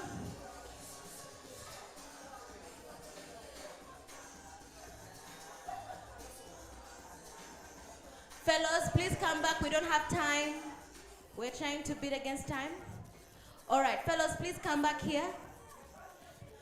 Before we go in for our cake cutting, please one more picture. What were the achievements? What were the achievements of the creative sector in the previous financial year? We gave them 5 billion. A year has ended, financial, and they still have 2 billion on account. Is simply giving creatives money enough? It's no longer about you as the government just helping, but it's about you making sure that the help you are providing has an impact. With the creative sector, we've listened to them. They demanded 3 things. How is the creative sector contributing to this financial year? Will there even be any impact? Stay switched on for this exclusive. Whatever you post can now determine your entry to the university. Yeah, boy. It's commonly known to many Africans that after high school or even after the university, we opt to travel out of the continent to the UK, the US, you name it, for higher studies. But what if I told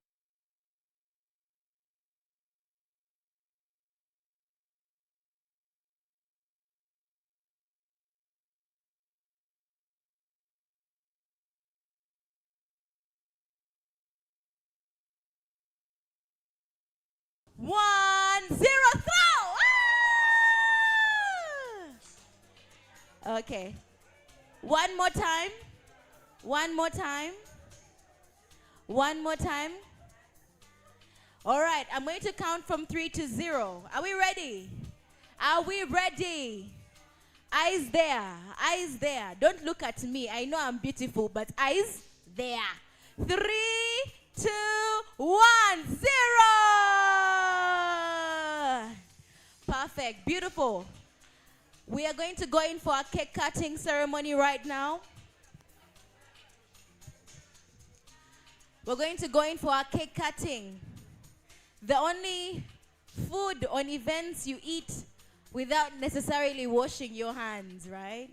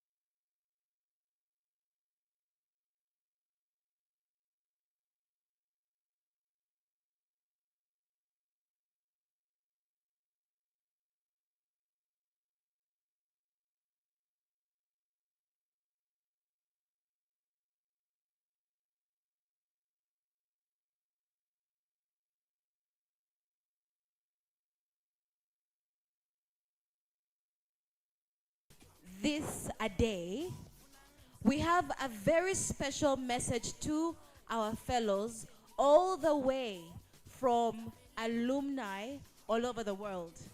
Yes. So I'm going to request that we turn our eyes to the screen and watch a message from some of our alumni journalists all over the world. We have Bella and Diana. I would just love to congratulate you upon this very huge milestone. My name is Bella Twine and I work with the BBC Focus on Africa, and I am an MCI alumni class of 2020. I would just love to encourage each and every one of you to keep close to the fire, and just like our CEO keeps on saying, keep close to the fire, keep warm, interact with each other, because that's where the magic happens. That's, a family that you don't want to do away with. In case you have work or you don't have work, doesn't matter. Just schedule your time very well and always be around the MCI community, whether they have events or whether they call you to host something or whether they call you to attend an event. It's very important because then you get to network, you get to boost your confidence in terms of public speaking, in terms of getting contacts, and also just being around each other, being there for each other as a community, as a class as well. It's very important because you never know what happens, whether good or bad situations, you have to be there for each other.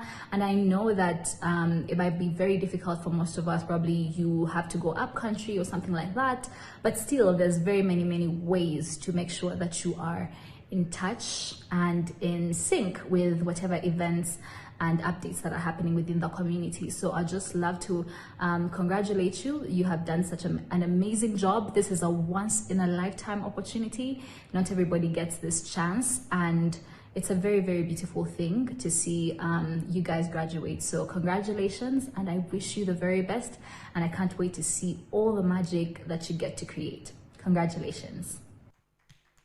Hello fellows of 2025, this is Juicy from the MCI Fellow Class of 2021.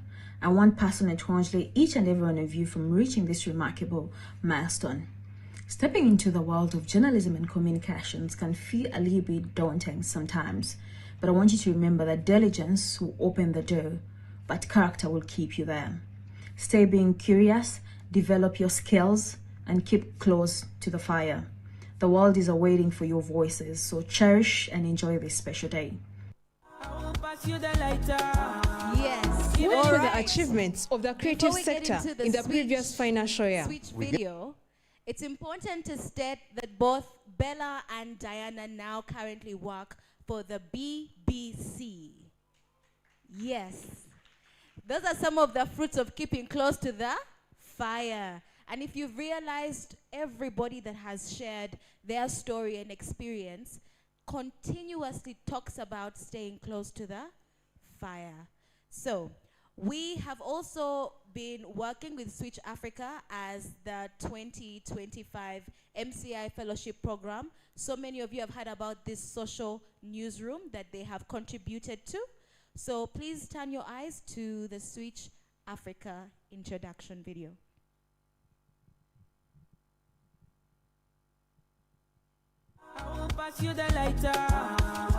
What were the achievements of the creative sector in the previous financial year? We gave them 5 billion. A year has ended, financial year, and they still have 2 billion on account. Is simply giving creatives money enough? It's no longer about you as the government just helping, but it's about you making sure that the help you are providing has an impact. With the creative sector, we've listened to them. They demanded 3 things. How is the creative sector contributing to this financial year? Will there even be any impacts? Stay switched on for this exclusive. Okuzaalisa abakyala n'ekiso oba kiyite C-section bajjajjaffe bagikozesa dda okuva mu kyasa kye 19 nga n'abazungu tebannalinnya ku lukalu lwa Africa. Ne Kyerupe yali azungira kuno anti bajjajjaffe omuzungu bo balabanga azunga naye yeewuunya nnyo bye yasanga wano. Tuula kalira omanyi obuvono obuddo obw'enkola y'ekiso. Kati nno nsumuludde entanda ya leero obadde okimanyi nti mu kaseera Abangereza bwe baali batira okusala abakyala b'embuto anti nga buli we bagezaako abaana n'abakyala bafa. Ewaffe e Uganda bamulerwa baali bakuba gudiikudde anti ng'omukyala bw'alemererwa okusindika omwana bamanyi ekyokumukolera. Buli kyalo kyabeerangako mulerwa ng'omulimu gw'ono gwa kusamba nsiko n'afunayo ebikolo n'eddagala ebimu yayenganga ebirala n'afumba bw'atyo n'afuna eddagala lye yawanga abakyala b'embuto oba ebiro bino kye tuyita nti n'entokkeya. Ye abaffe mulerwa y'ani? Mulerwa ye muntu ajjanjaba n'okulabirira omukyala w'olubuto era bw'atuuka okuzaala yamuzaalisa. Mu myaka giri nga n'amalwaliro tegannazimbibwa abantu b'omu Bwakabaka bwa Bunyoro Kitala baali beegiriisa anti ng'omukyala bw'atuuka okuzaala ng'abewaka badduka nga bayita mulerwa bw'atyo ng'ajja olwo nga batinattina paka mu lusuku. Mulerwa yatambulanga n'ebikola bye ndowooza eyo yali tulubokisi y'omuzaalisa ng'omukyala bw'alemererwa okusindika omwana ekyoto nga bakuma ne mwenge bigere nga bamusowolayo. Yakozesanga omwenge guno okunaaba mu ngalo n'okusiimula wansi w'olubuto lw'omukyala we baasalanga. Okutangira maama okuwulira obulumi baamunywesanga mwenge bigere. Omwenge gwe gumu baagukozesanga okwoza obwambe saako n'okubuyisaako mu muliro batte obuwuka obwandiviiriddeko nakazadde w'ebiseera eby'okulwala. Lumu magulu meeru Robert Robert W. Felkin aba asalimbireyo mu maserengeta ga Uganda mu mwaka gwa 1879 nga tagwa ku bamulerwa abali mu kuzaalisa. Jjukira ewaabwe enkola eno baali bagitya nnyo era nga bagikozesa kutaasa mwana tugeze nga maama we afiiridde muleeba. Mu kaseera ako Robert yali akyasoma busawo era yali kundaba kuki bw'atyo ng'atuula ng'atandika kuyigira ku ffe abaddugavu be baali balowooza nti tukyali mabega nnyo. Agenda okulaba ng'omukyala bw'amala okuzaala ekiwundu bakitungisa empiso ez'ekyuma. Jjukira ffe kuva ddanga tuli baweesa ebyuma twabirina. Robert teyasiba zikweya ng'adduka waabwe Bungereza okubalaga obukodyo bwe yali ayize ku baddugavu. Bayongeramu ebirungo ne tekinologiya owaabwe era ziba teziri busa ng'enkola eno etumbuddwa. Mu myaka egiyise enkola eno bazze bagirinnyisa omutindo n'efuulibwa ddala ya kizungu naye ndowooza olabye nti bajjajjaffe baali bagezi ddala. Weekuumire ku Switch Africa tukyakuleetera bingi by'olina okumanya. A big round of applause for Switch Africa. What Switch Africa is doing is revolutionizing what media and news can actually look like. And I love how they describe it as a social newsroom. Very interactive, very brief, but straight to the point. I want to invite Sheba to come and just give us a brief introduction about what happens in the Switch Africa newsroom, and we can get on to the next thing. A big round of applause for our biggest switcher, Shiva. Just get us into a brief introduction on what Switch Africa does. Thank you so much. Once again, my name is Shiba Nakakande, and I am a storyteller with Switch Africa and Solutions Now Africa. I was part of the fellowship class last year. We graduated. Yeah. So Switch Africa is mainly a young people's newsroom that focuses on underreported sectors of climate change. We have education, we have the creative sector, we also have the agricultural sector. So we make sure our stories are packaged in a way that a young person who scrolls on their phone is able to get updated. And especially in this era where we have a lot of disinformation and misinformation online, this information is the languaging we use. We make sure it is digestible, understandable by the young person. I mean, I don't know how many, when was the last time you watched a news bulletin? Maybe hands up. A news bulletin on NBS or in TV. That is just, it may be 1% of the young people, but you're always on your phone scrolling. So this newsroom is able to package news in carousel format, short videos, that is 3 minutes, and we are able to inform the young people and keep them updated and also keep them away from disinformation and misinformation. Thank you so much. Thank you so much, Shiba. Please follow Switch Africa on all social media platforms, Instagram, X, TikTok, and get informed in the most simple way possible. Before we call the CEO to come in for the closing remarks, allow me to invite all the alumni who have been part of the MCI community to come to the front. Because you're very special to us, we have to appreciate you. Every MCI alumni, please come to the front. Round of applause. I see you, Regan. I see you, Faima. I see you. Where is Serena? Please do come to the front. We need a photo moment because we appreciate you being part of this community. Some of you have contributed even personally to the fellows. We appreciate you for being here. Patrick. Arnold, please. I can already see the reunion spirit happening, right? Oh, I'm going to request our photographer as well to capture this moment. But you know, surprisingly, the photographer is also part of the alumni. Maybe he should hand over his duties to someone else. Aha, lovely. Give it up for Moses Serunjaji. Even the MC is an alumni.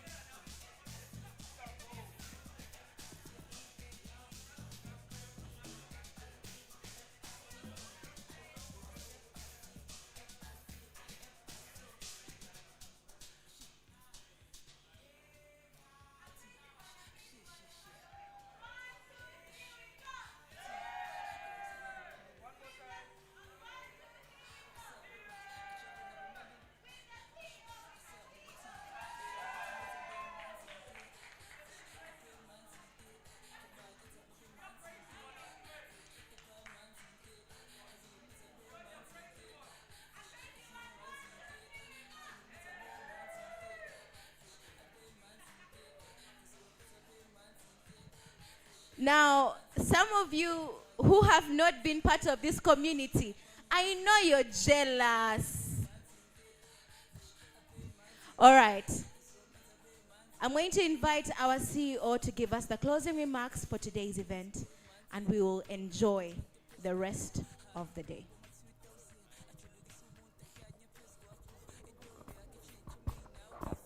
Keep it really, really brief. Woo! Congratulations, my good people. We say once a fellow, always a fellow. And also we say, this is home. You're always welcome. And I always tell everyone, stay close to the fire. So that fire is not literally the fire. The fire is your community. And community is built by individuals. So a lot of people take out of the community. But I invite you to invest in the community. Because only then the community also works for you. Show up not just for MCI, but for your cohort, for others. And as of today, as you leave this place, you are officially MCI alumni. And that comes with responsibility. The responsibility to represent the brand that we've built for the last 8 years, especially the fellowship. Now you have a new title, Mukisa.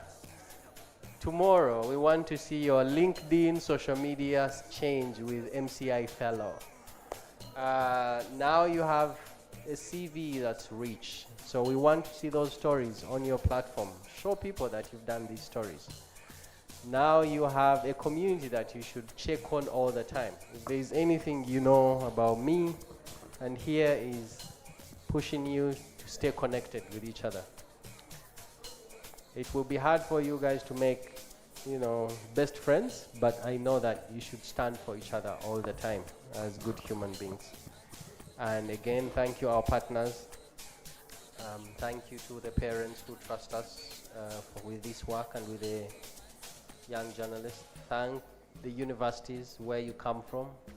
Imagine you came out of over 1,000 journalism students, and here we are. And next year you'll be here to welcome the next class of fellow, which will be class 9. So please clap for yourselves.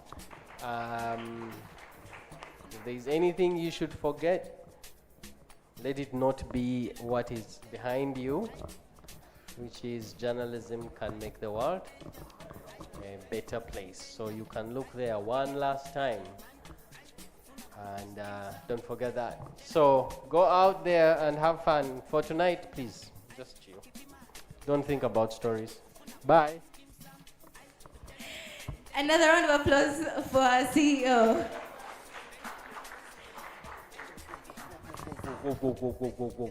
Really, I want to just recognize a few people on my team, not everyone on my team, because this event, Trisha, come here, Trisha, everyone. Please, please, please. Brenda, come here. Rita, come here. Yes, Rita, come here.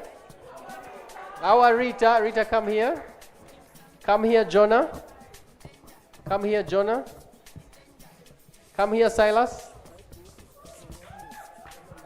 Well. Oh, where's Asia? Asia, come here, Asia. Come here, Amos. Please, please, please. Production team, Winner. Okay, come, Winner, please. Come with your. Go there, go there, go there, go there. Please don't hide. Come to the center stage. My good interns, please come. Run through.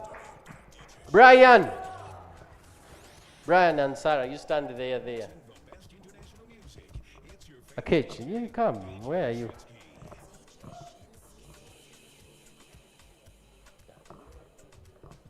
I have a team of like 30 plus people.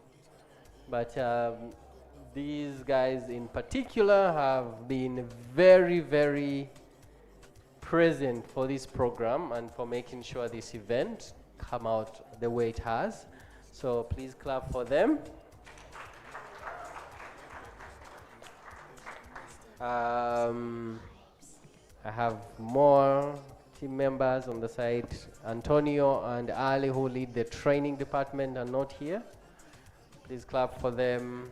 The finance team and the general manager, Simon and Aaron, are not here. Please clap for them. This group here has been excellent in executing this program. So you guys, since we've been asking fellows to walk it,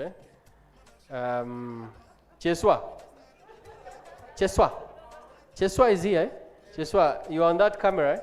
I want these guys to do a catwalk over there. You show the fellows how we do it, because they might think you're DJ.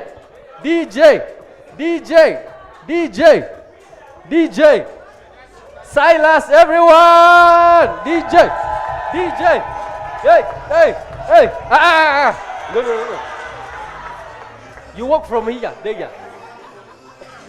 Dance. No. Okay. Magana, everyone! Yeah.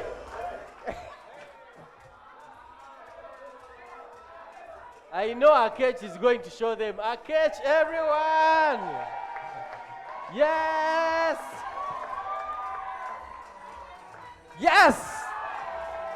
Brenda!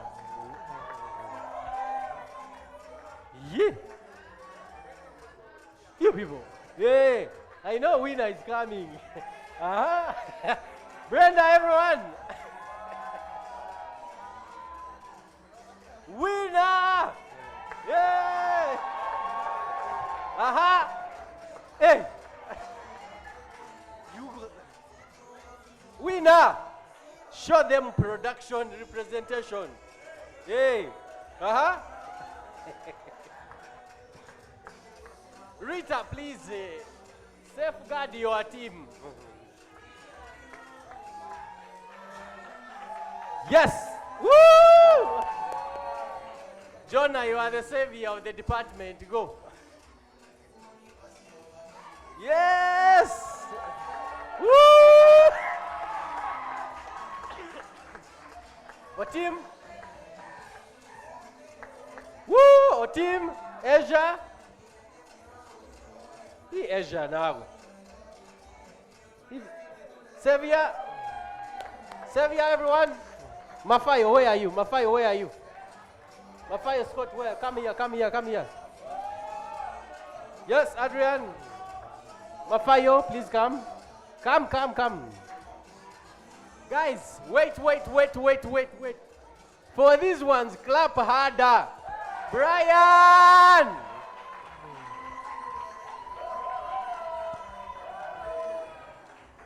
Auntie Sarah!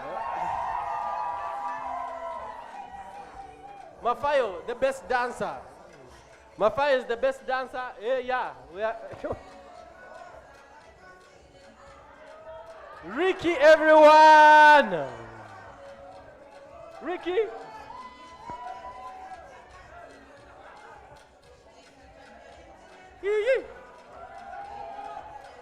Okay, that's my team. Are we having Zed? Is Zed performing? I don't know. What's happening? All right, Hannah, everyone. Oh my God. Thank you so much, Abbas. And thank you so much to the MCI team. Unfortunately, I wasn't asked to catwalk on the red carpet. Yeah, but I'm still fine. As we close, Okay. So allow me to thank you once again for honoring the invitation to be here with us and for celebrating with our newly launched fellows. Now, we are getting ready for a cocktail. Feel free to enjoy the music and leave at free will. However, we still do have some more stories that are being displayed right here. Now, on this side, we have Samuel Mwesigwa's story that has been exhibited. We have Jacob Jr. and Emily Nahabwe's story added.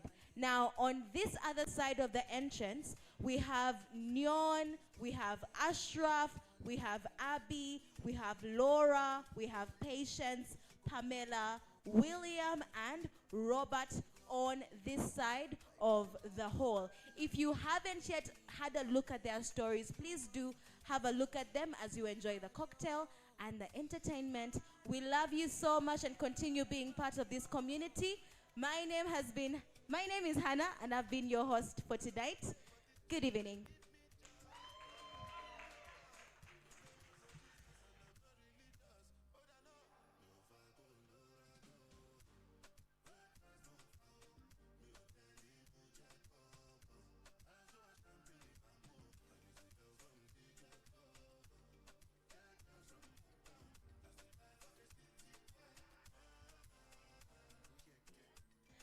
Ladies and gentlemen, please don't sit around.